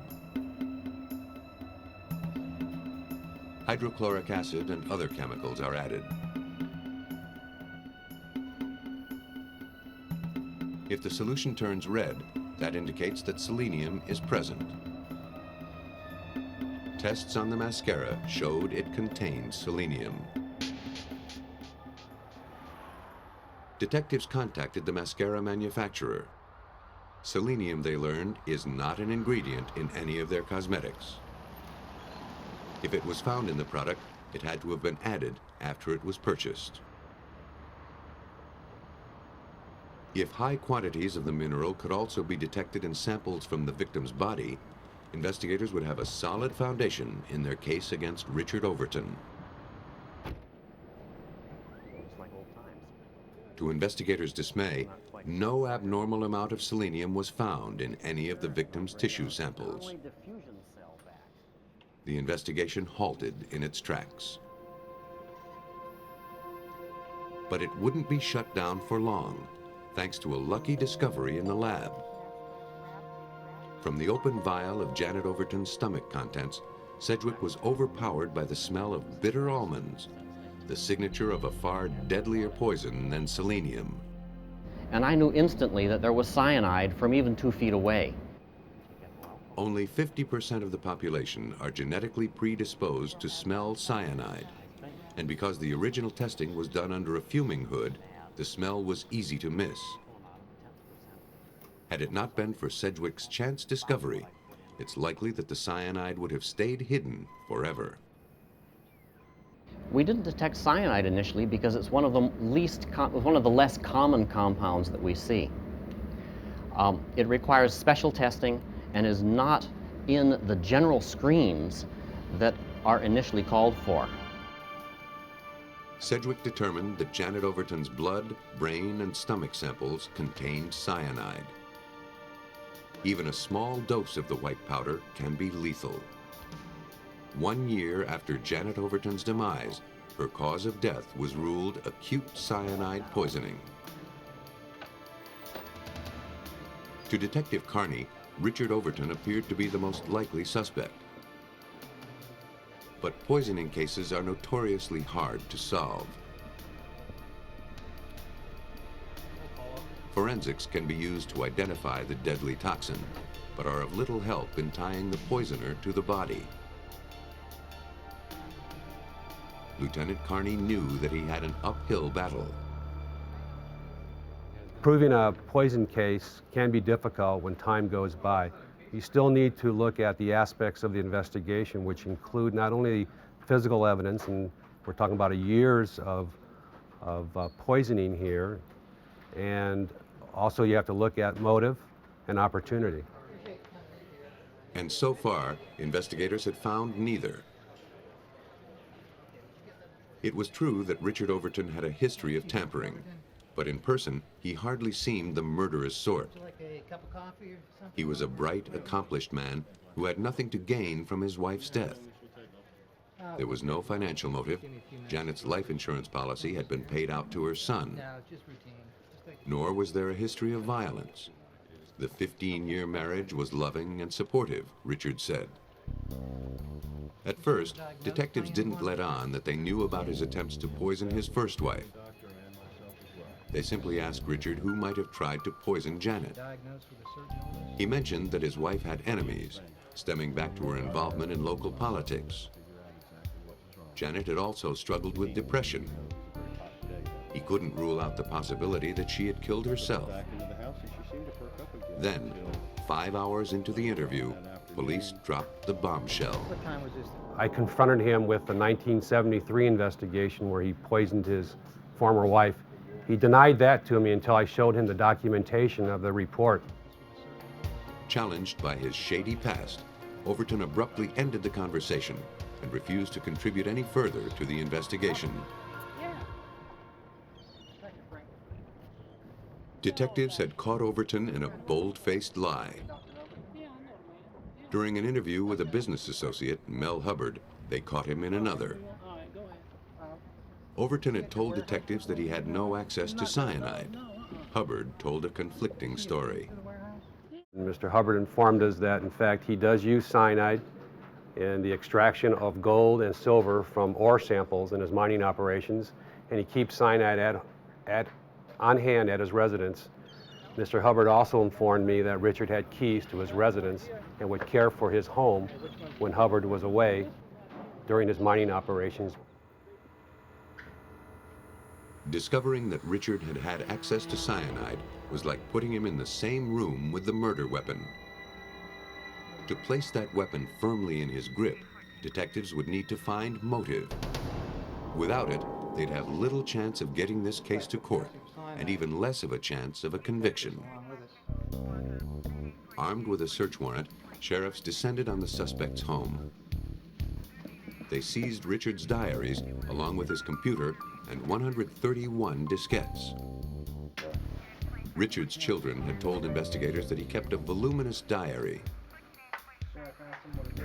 First, he'd write notes longhand, and then he'd type more detailed versions into his computer. Finding some confession in the suspect's own words would be detectives' last chance at making their case. Careful inspection showed that some of the writing had been manipulated. Entries had been whited out. The page corresponding to the date of Janet's death had been removed. By using an ultraviolet light to see through the whiteout, investigators learned that Richard suspected Janet of having an affair. There was the possible motive, but investigators needed more to prove it. Detectives hoped to find answers in Richard's computer files.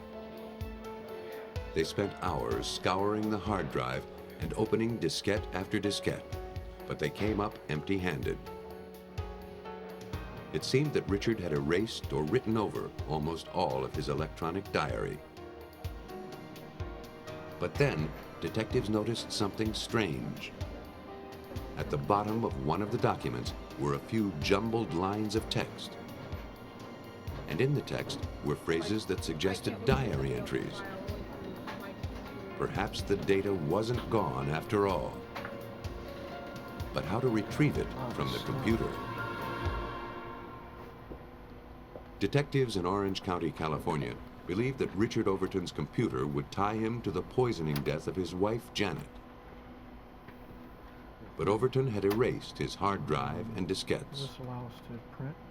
Data retrieval experts were called in to launch the first forensic computer probe in Orange County history. Though Overton had cleansed files, computer experts like William Riddle knew that there was a good chance the information was still on the computer. What most people don't know is that once you delete a file off a computer or a disk, and the information that was in the file actually are still there on the computer. It's just that the computer has turned a small flag or a character and has told the table of contents section of the computer that this space is now available for storage. So something can be overwritten in this space. Inside a computer, media is stored in files as magnetic information. Sometimes that information overlaps. The process is like typing and retyping over the same sheet of paper. Riddle began his work by copying all of Overton's computer files. This way, he wouldn't risk losing the data for good during his investigation. He installed a specialized computer program on their systems, then set about the grueling process of opening files one at a time. The program removes layers of text, leaving behind bits and pieces of documents that were once stored there. It took hundreds of hours to expose the raw, unformatted tangle of text, but that was only the beginning. Using the handwritten diary as a reference, technicians then sorted through the files, piecing together Richard Overton's diary word by word. From the jumble, technicians were finally able to reassemble Richard Overton's secret diary, and with it, his intention to kill his wife. The recovery of Overton's damning words would prove to be a turning point in the case. Though the suspect had proclaimed that he and the victim had a loving marriage, his own words, pulled from electronic oblivion, would prove otherwise.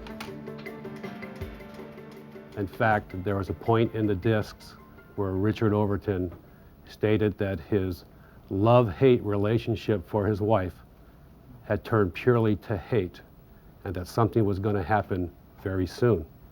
This was just a few short days before her death on January 24th. Investigators surmised that Richard was angry about his wife's infidelity and resentful that she'd achieved political success without a formal education.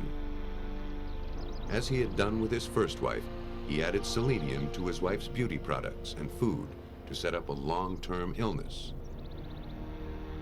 At some point, he'd stopped giving her the selenium and it cleared from her body. Then he administered a single lethal dose of cyanide to kill her. He thought that no one would ever be able to catch him. And he was nearly right. Had it not been for his own writings, detectives would have had only their suspicions. After years of investigation, they now had both motive and opportunity. The information retrieved from the computer disks convinced a jury that Richard Overton had plotted for years to kill his wife. After only 6 hours of deliberation, they found him guilty of first-degree murder. He was sentenced to life in prison without parole. Even in the wasteland of computer files, beer bottles, and insect cocoons, a keen investigator can find a murder conviction. The most pivotal clues are sometimes waiting to be uncovered from the most unlikely sources. A dropped cigarette is the prime suspect in a fatal house fire. But detectives soon realize this is one death that can't be blamed on tobacco. Can they build a murder case on a pile of ashes? A suspicious fire takes the lives of 2 children and pits the parents against each other. The solution to a ghastly crime hangs by a hair. When a restaurant burns to the ground, detectives find all the ingredients for arson. But who cooked up the scheme that left 2 firefighters dead? I don't see any bullet. I don't see... Searing temperatures and torrents of water are the enemies of crime solving. But even in the blackened rubble, arson investigators can fan a few smoking embers into flames of justice.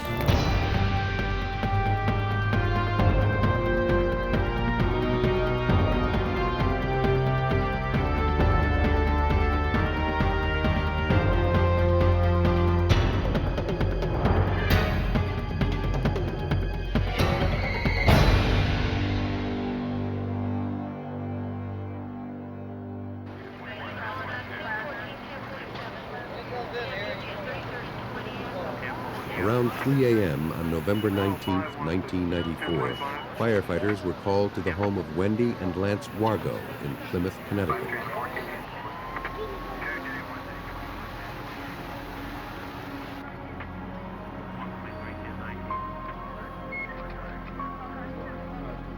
Lance Wargo escaped the fire with his children. Intense heat kept him from rescuing his wife, Wendy, asleep downstairs in the den. The fire burned too fiercely for firefighters to enter the home. Hope for Wendy's survival extinguished long before the blaze. Wargo told firefighters that his wife regularly used the den for smoking and had fallen asleep there the night before. Because the victim was a smoker, investigators had to consider that the fire was started by a dropped cigarette.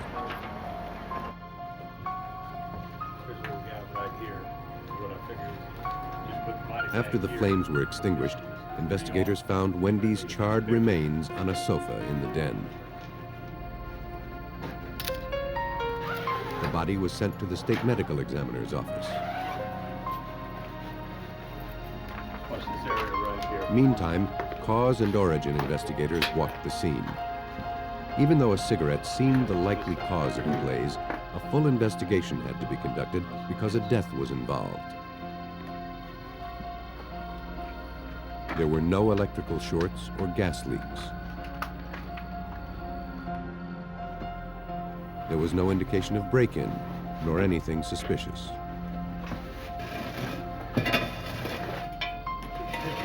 Working from areas of lesser to greater damage, investigators confirmed that the den was the center of the inferno.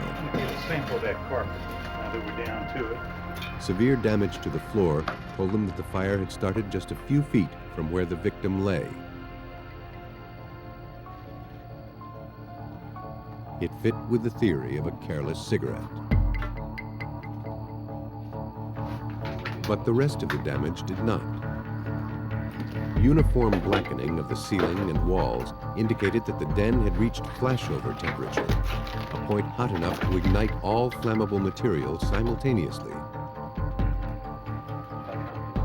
The flames probably burned close to 1,700 degrees Fahrenheit. It was unlikely that a smoldering cigarette could have ignited such a raging fire. Beneath the remains of the charred sofa, an unusual burn pattern also seemed to refute the cigarette theory.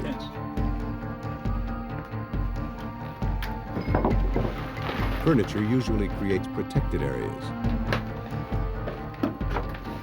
But the burn pattern etched into this floor didn't correspond to the placement of the sofa.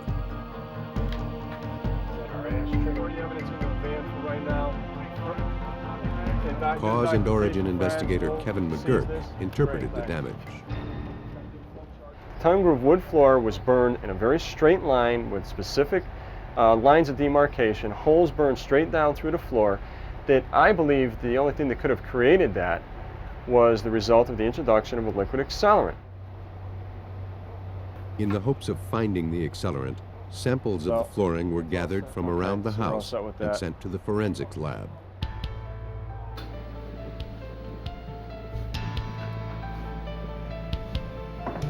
Technicians look for any traces of flammable liquids that might still be present in the samples.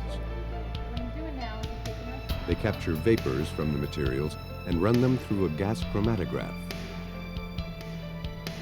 This instrument separates individual chemicals into their basic components, generating a pattern of peaks and valleys that can be compared to the patterns produced by known accelerants.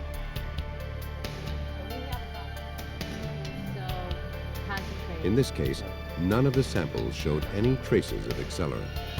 I think we actually just be playing after. Not a single droplet of flammable residue could be identified. The negative results didn't mean that an accelerant hadn't been used. A flashover usually consumes everything in its path, especially combustible liquids.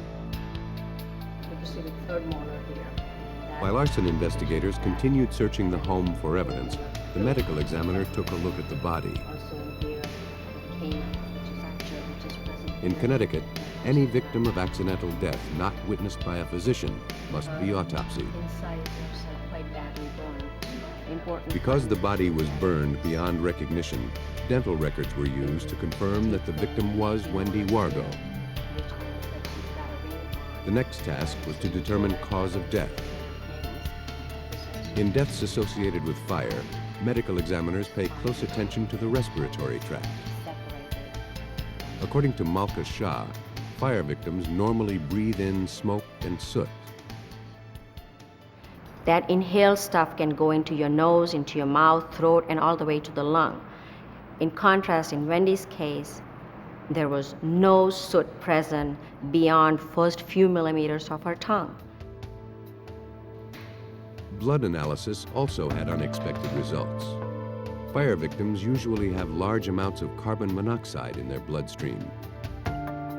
Wargo barely had any.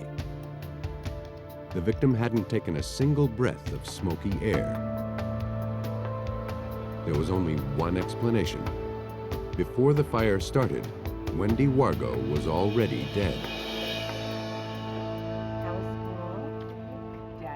Wendy, a 29-year-old Plymouth native, had been married to Lance, a chemical engineer, for 9 years. Did you get a call? Her friends and co-workers described her as a devoted mother and a warm, giving person. All right. How's my boy? You ticklish today? Finding out how this young woman died would require the process of elimination. Shah analyzed the victim's blood for drugs, alcohol, and poisons. She studied the internal organs. She searched the skull and bones for injury. She found nothing out of the ordinary. In Wendy's case, I was able to eliminate all other causes of death. She has not died of a fire, she had not died of natural disease, or any stab wound, or a gunshot wound, or bludgeoned to death. But that didn't rule out a homicide. Because the skin and outer tissue had been burned away, there was no way to tell if she had been strangled or smothered. The unaccountable death and suspicious blaze pointed to murder, but there was no proof and little hope that any would be found. Subtle clues rarely survive a fire. Finding a smoking gun in the burned-out den seemed unlikely to Detective John Buterla. In a fire scene, you have firefighters who are concerned with a number of things, including getting in there, looking for any victims that they can possibly bring out. They don't have a regard for the fact that there may be a crime there. So they're dumping tens of thousands of gallons of water. They're bringing hoses and personnel inside a structure in order to fulfill their obligation. It appeared that no additional clues had survived the fire and water. Although investigators continued to examine the burned home, it seemed they would have to rely on good old-fashioned detective work if they wanted to find out what really happened on the night of the fire. Police questioned the Wargos' neighbors at the fire scene. Across the street over there. None could offer any leads as to who might want to kill Wendy Wargo.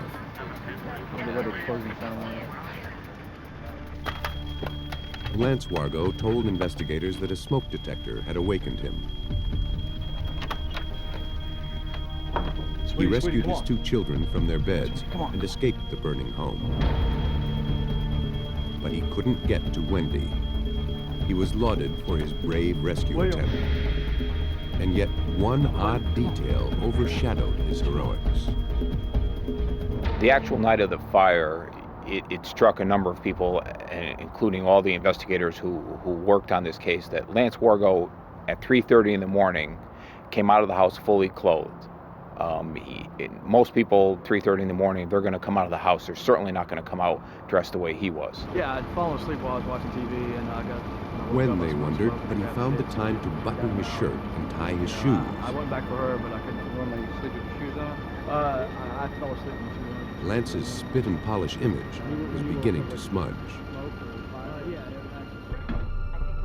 Police looked a little more closely into Wendy Wargo's domestic life. I've had a hard day, Wendy. They learned that she had served her husband with divorce papers just 18 days before her death. Lance was overheard saying that he would rather murder his wife than give up his kids.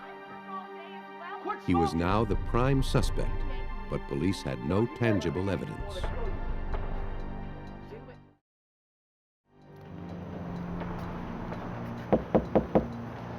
To find out if his imminent divorce was worth killing over, investigators obtained a search warrant and went to the motel where Wargo was staying with his children. Sure. Everything's right over to the ball. They collected the clothing that he had been wearing on the night of the fire. Are these the jeans you were wearing that night?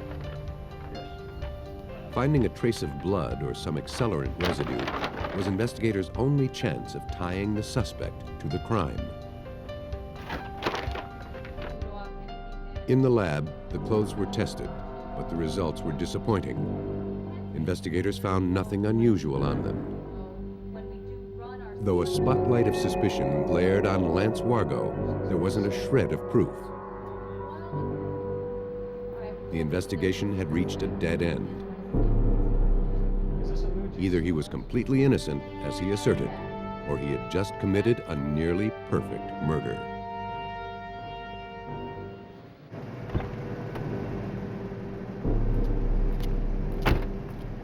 Weeks after the blaze, fire investigators turned the house over to Lance Wargo's insurance company to assess the damages. So you've got, as far as the water pump, It seemed as though Wargo was in the clear and about to get a healthy settlement. so that wouldn't matter anyway.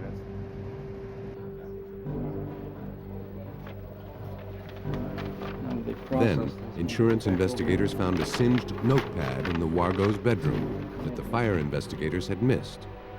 This was the list you recovered? On it were several pages of cryptic notes. Investigators examined the lists of abbreviations. Cigs, they believed, was cigarettes.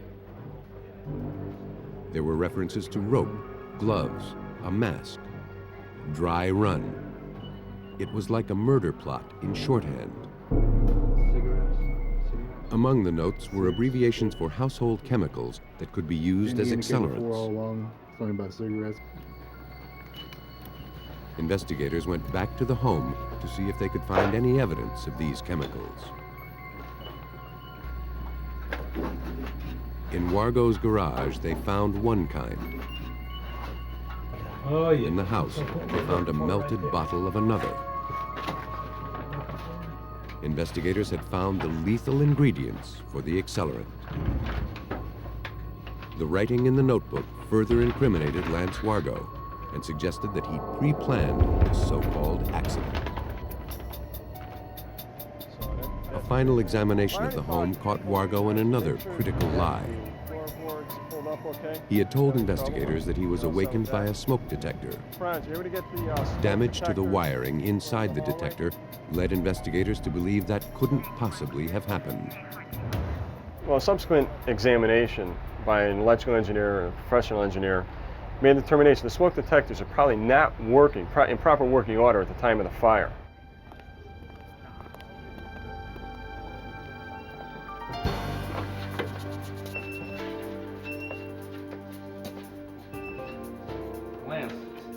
Lance Wargo was arrested and charged with murder, first-degree arson, 2 counts of risk of injury to a minor, and tampering with physical evidence. He was held on $1 million bail. Detectives learned that just days before the fire, Wargo had participated in a fire safety course for work. It appeared that he had applied this knowledge, along with his expertise in chemistry, to plan and execute a murder cover-up.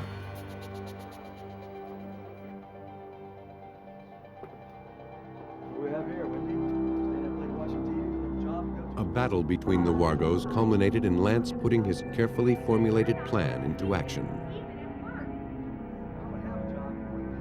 First, he suffocated his wife. Then he set the fire to conceal the murder.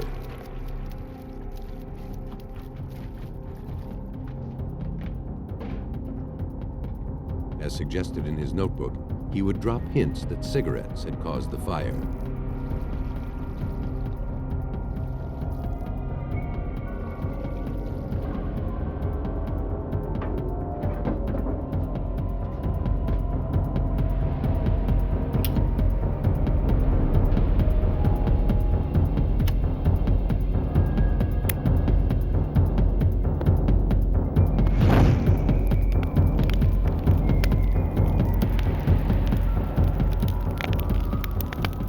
The motive I believe, is a spite revenge fire motive.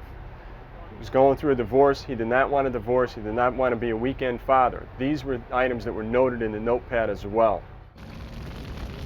The bereaved husband was found guilty of 6 charges in connection with Wendy Wargo's death. He was sentenced to 50 years in prison. Lance Wargo had nearly succeeded in blaming his fire on a cigarette. But even in blatant cases of arson, finding the perpetrator might not be so obvious.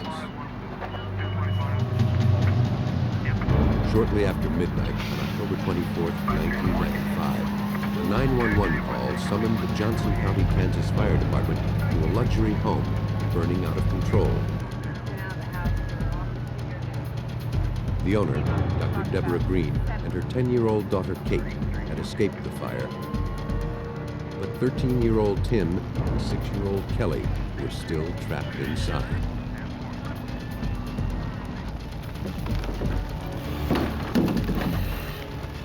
Firefighters' first priority was to rescue the children. But this would be a difficult fire to penetrate.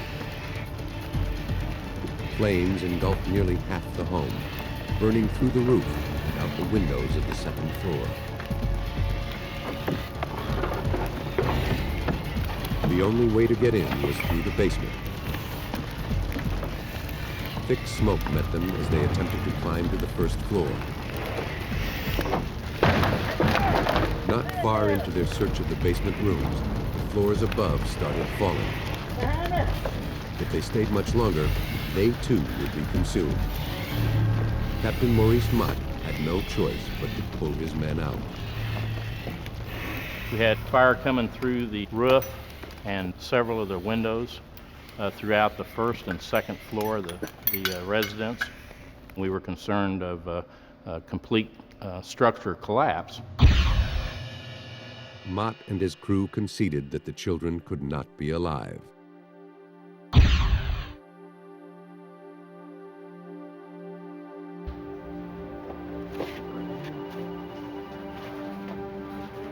To spare Green and her daughter the trauma of watching the deadly fire, investigators brought them to the Prairie Village police station.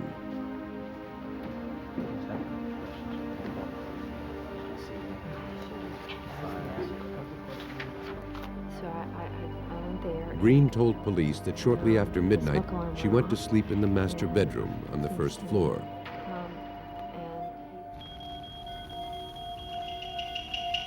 An alarm woke her. She opened her bedroom door to find the hallway consumed by smoke and fire. She said she closed the door and exited onto the deck.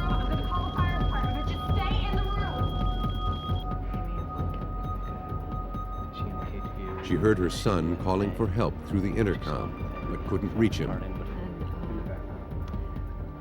All of a sudden, the smoke alarm. Green told him to stay in his room and wait for help. Heard the smoke alarm going off. Like her mother, Kate had awakened to the fire alarm. Seeing thick black smoke coming from the hallway, she escaped through her bedroom window. She crawled onto the garage roof and jumped to safety.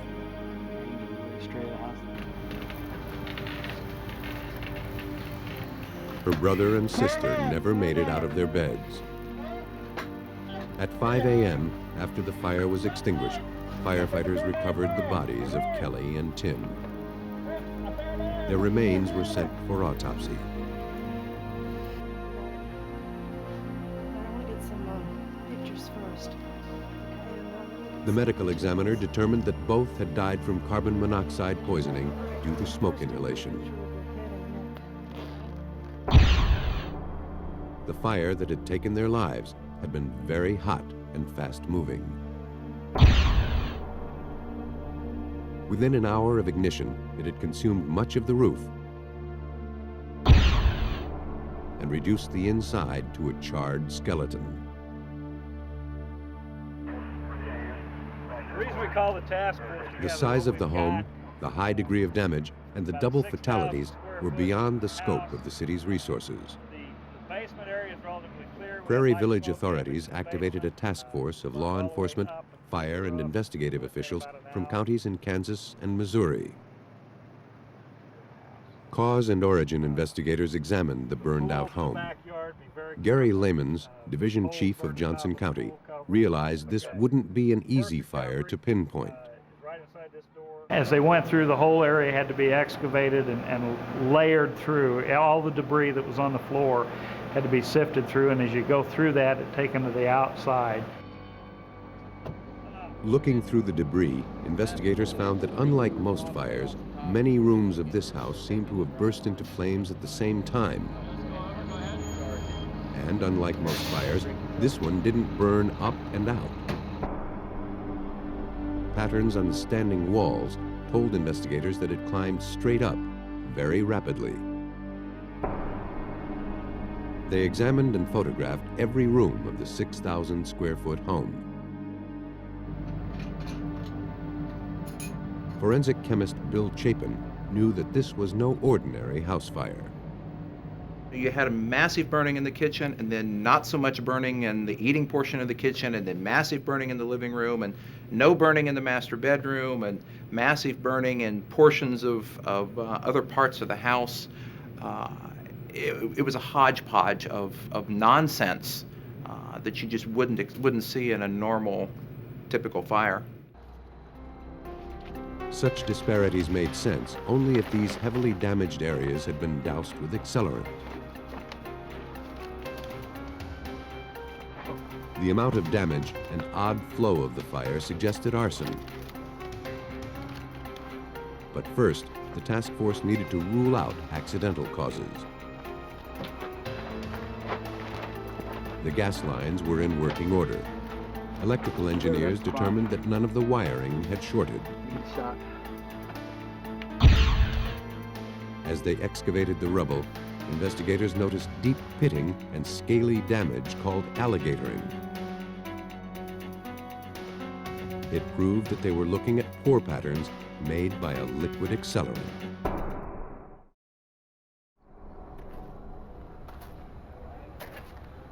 It wouldn't take much digging to turn up the source of the fire. Whoever set it had not hidden the fuel. Bottles of antifreeze, charcoal lighter fluid, and alcohol were found throughout the house.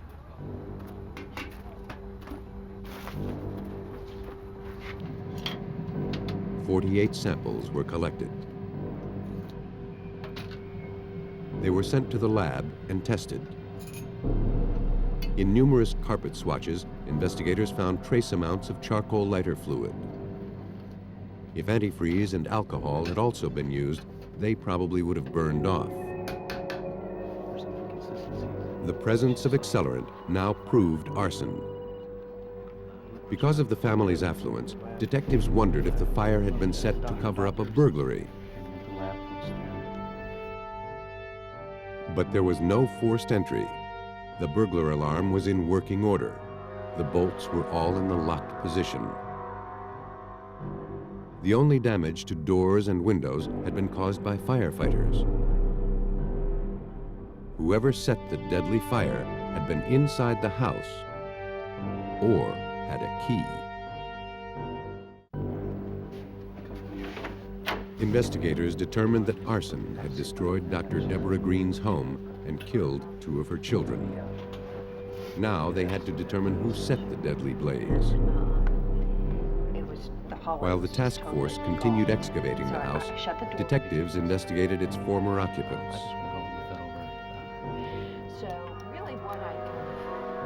Police again questioned Deborah Green.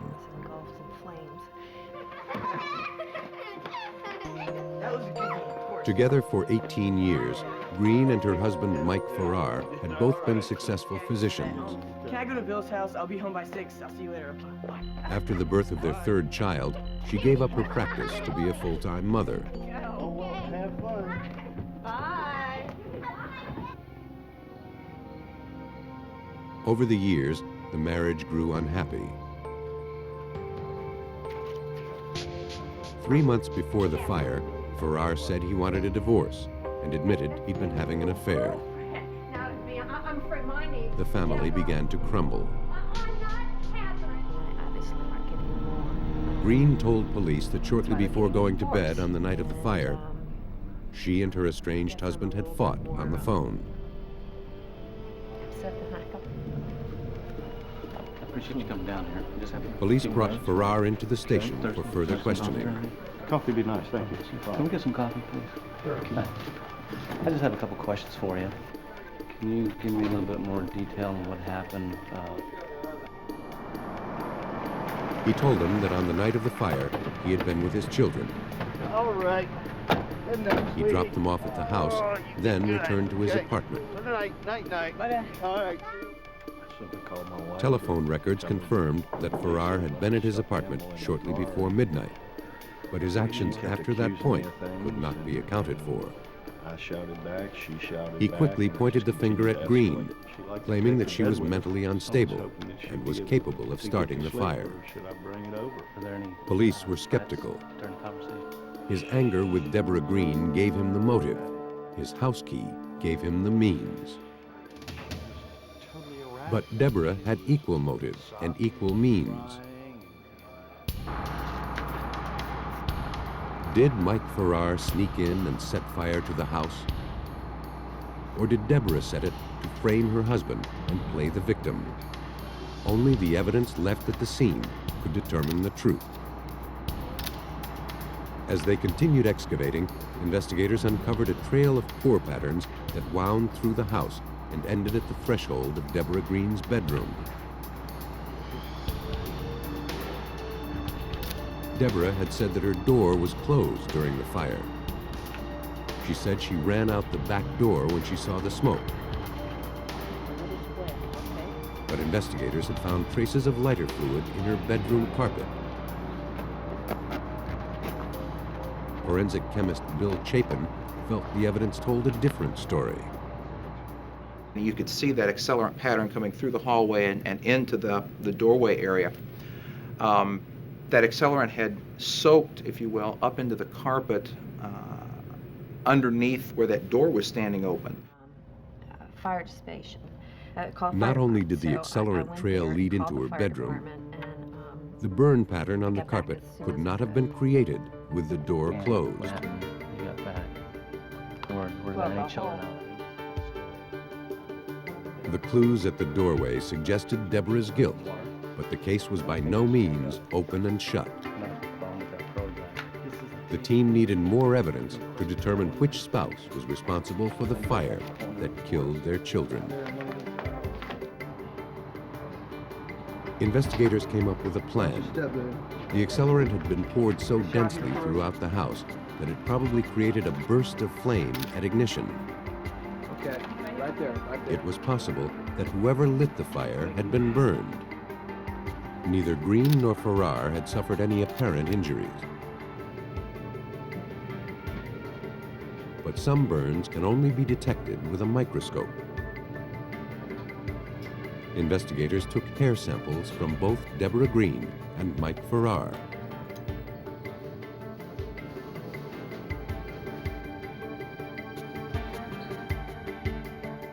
Under a microscope, Farrar's hair showed no sign of fire damage.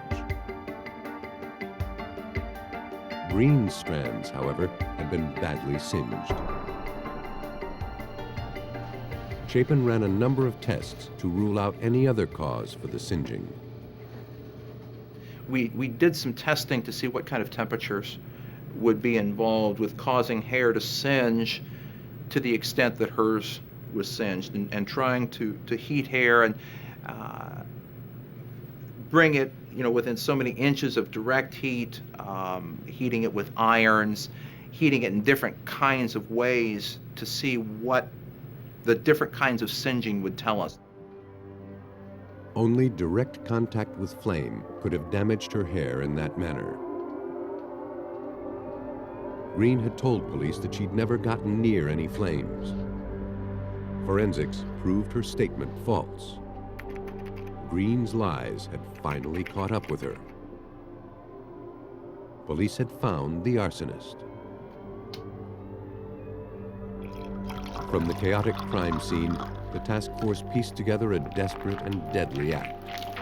Green had been at her wit's end over her relationship with her husband. The impending divorce was the spark that ignited her fury.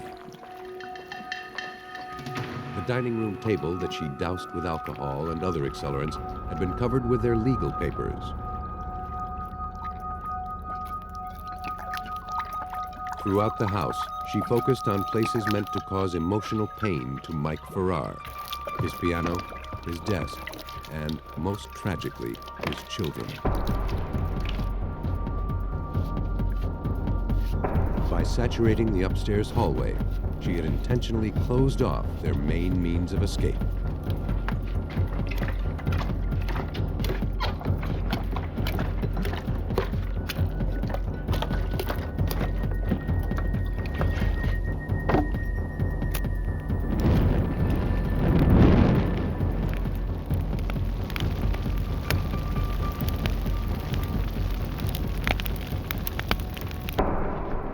Police summoned Green to the station under the pretense of needing her help with the ongoing investigation. When she arrived, they arrested her. The task force would never be able to fully comprehend the rage that had caused a once brilliant doctor to kill her children. But their astute fire scene reconstruction assured that Deborah Green would pay for her crime. Based on the overwhelming forensic evidence, Green pled guilty rather than go to court. I think she knew, they knew, she and her lawyers, when they saw the amount of information that we had collected, physical evidence, that she didn't have a chance to win that case. Deborah Green is serving a life sentence.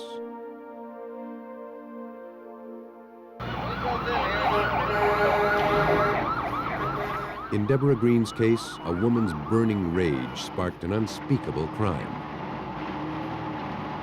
But cold greed can also fuel a fire.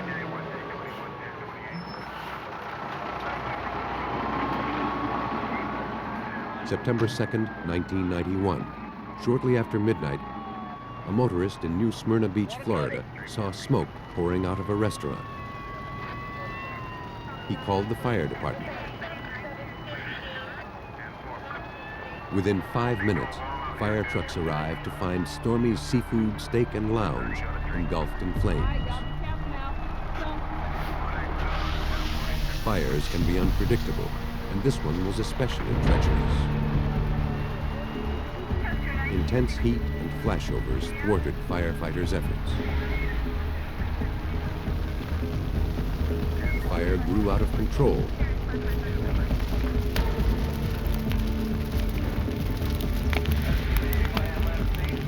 Thick, billowing smoke filled the building.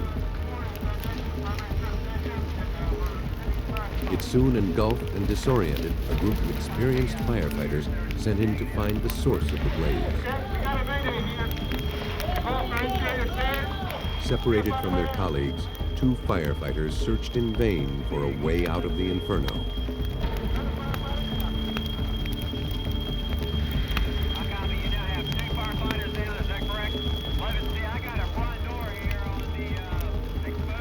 They ran out of air and died.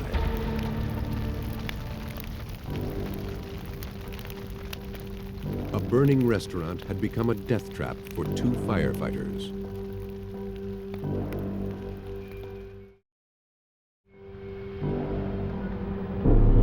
The next morning, investigators arrived on the scene to find out how it happened.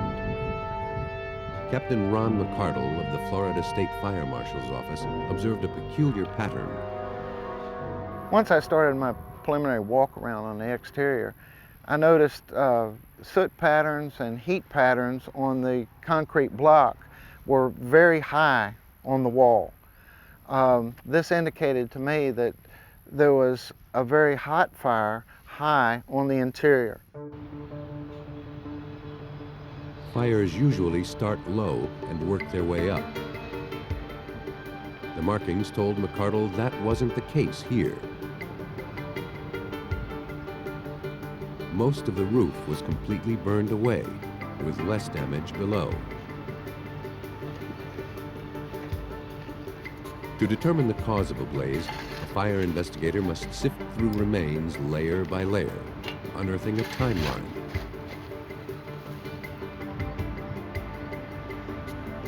As a fire rages, burning debris from the ceiling and roof tumbles downward.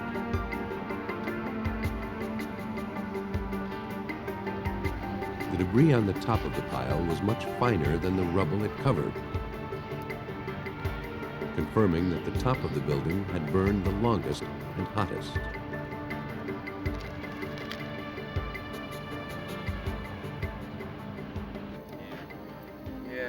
Stormy's restaurant was the venture of a man named Biff Utter, who had owned it for 3 years. It did most of its business during the summer. The tragedy had struck just as the season was winding down.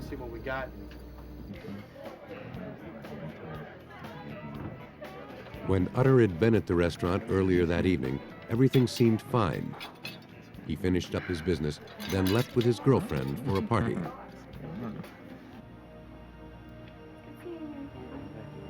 The restaurant had closed around 11:45, just after the last customers left.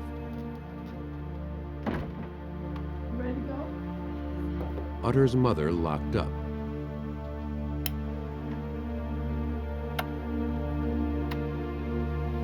The employees didn't see, hear, or smell anything unusual, either inside or outside of the building.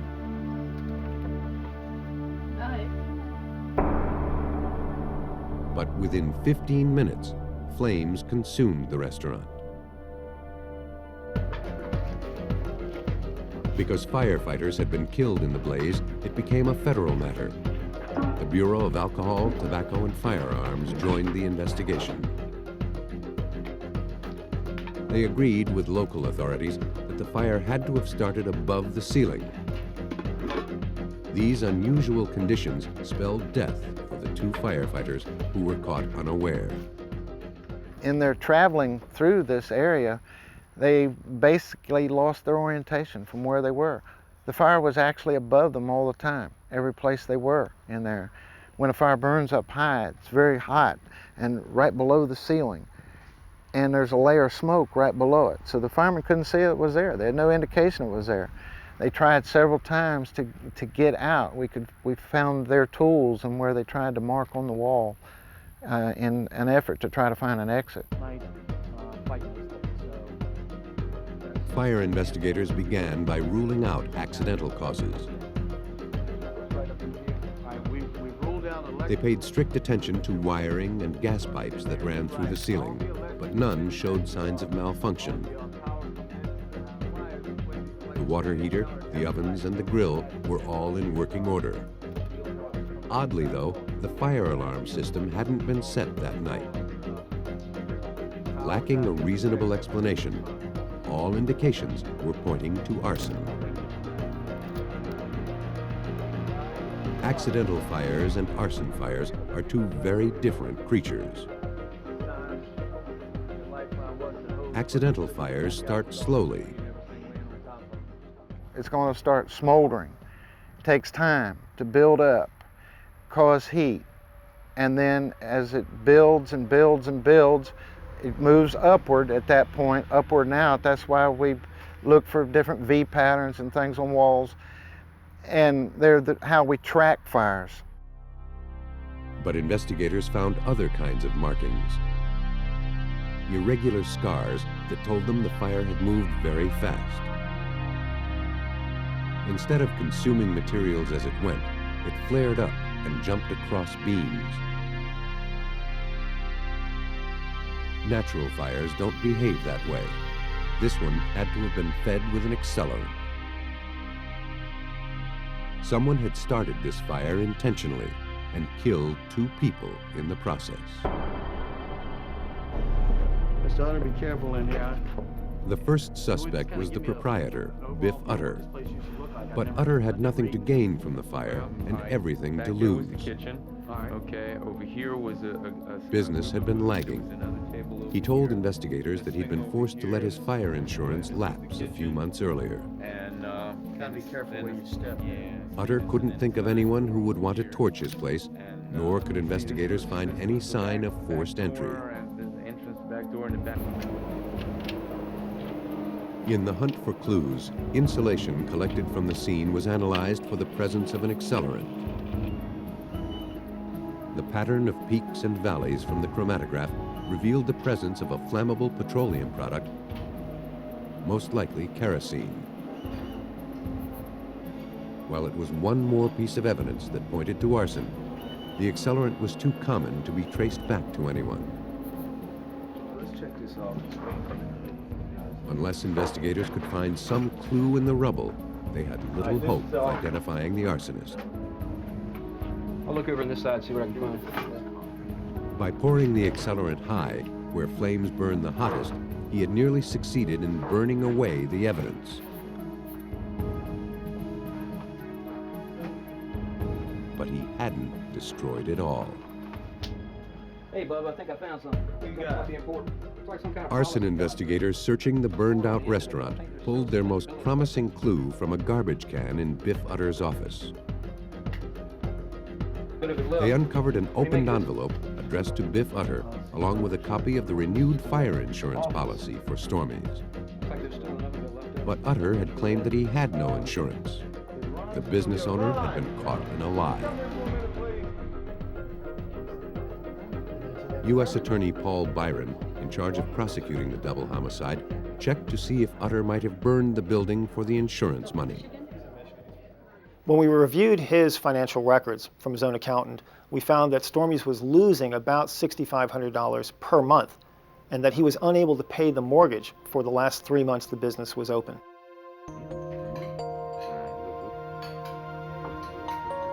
Though Utter maintained a lavish lifestyle, he hadn't paid bills in months. Employees weren't getting regular paychecks. Vendors would deal with him only on a cash basis. I'm gonna have to quit. I'm gonna have to get another job. The mortgage holder was planning to foreclose.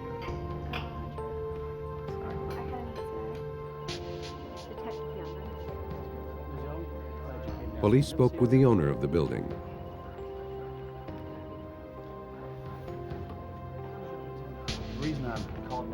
They learned that Utter had, in fact, stopped paying insurance on the business. Last time that you talked to Mr. Utter and asked him if he had But the insurance. owner told police she wasn't about to leave the building uninsured. Okay. Mr. Utter. After several attempts to get the money out of Utter,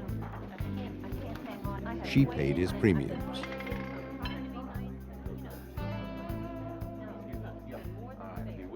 She told police that shortly before the fire, she gave Utter a copy of the renewed policy. He personally stood to gain $200,000 if the restaurant burned.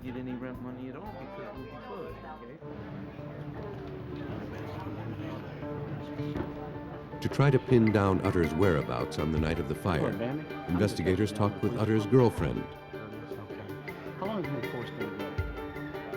That you enforced? She confirmed that she had been with him when the fire broke out. Had you guys been together? There was even documentation to prove it. The call police placed to Utter that evening to inform him that his restaurant had burned had been recorded. So his presence away from the restaurant was absolute, and we knew that was going to be a tremendous stumbling block in proving who set the fire. It also cued us to the fact that he had to have an accomplice who set the fire because he could not personally have done it.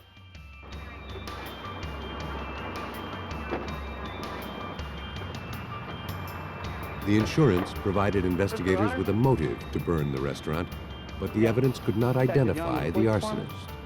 Mr. Utter, I have a warrant for your arrest for arson. Biff Utter was arrested on June 23, 1994. Interstate mail fraud. The evidence officer, please. Prior to his trial, investigators spoke to his cellmate in jail. They hoped he might have revealed something.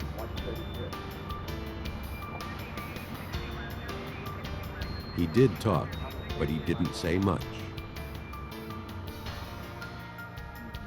Utter didn't name names, but as one inmate testified, he confessed to having been involved. The cellmate testified at trial that Biff Utter stated he would never cooperate with the government, he would never tell them who started the fire, that he was going to attack our forensic evidence because that's really all we had. But as it turned out, the forensics was more than enough to make the case. Prosecutors theorized that Utter paid a professional arsonist to burn down Stormy's so that he could claim the $200,000 insurance money.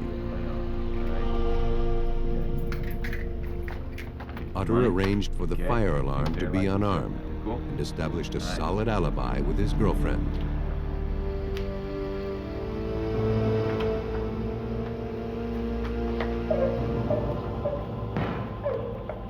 Minutes after the employees left the restaurant, the arsonist entered.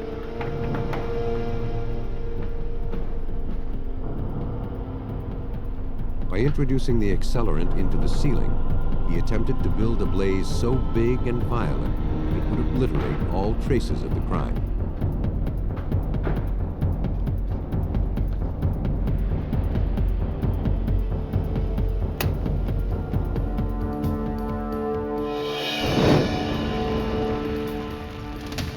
He and Utter underestimated the forensics team's ability to fight fire with fire.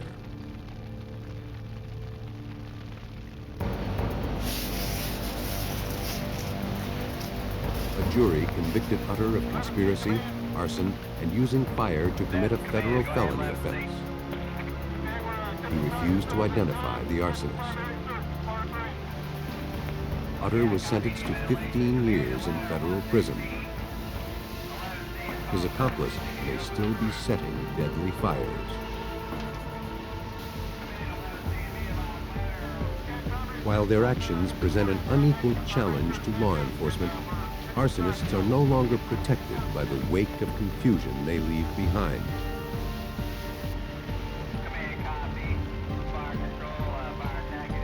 Using the latest in forensic techniques, investigators have turned the tables on these criminals,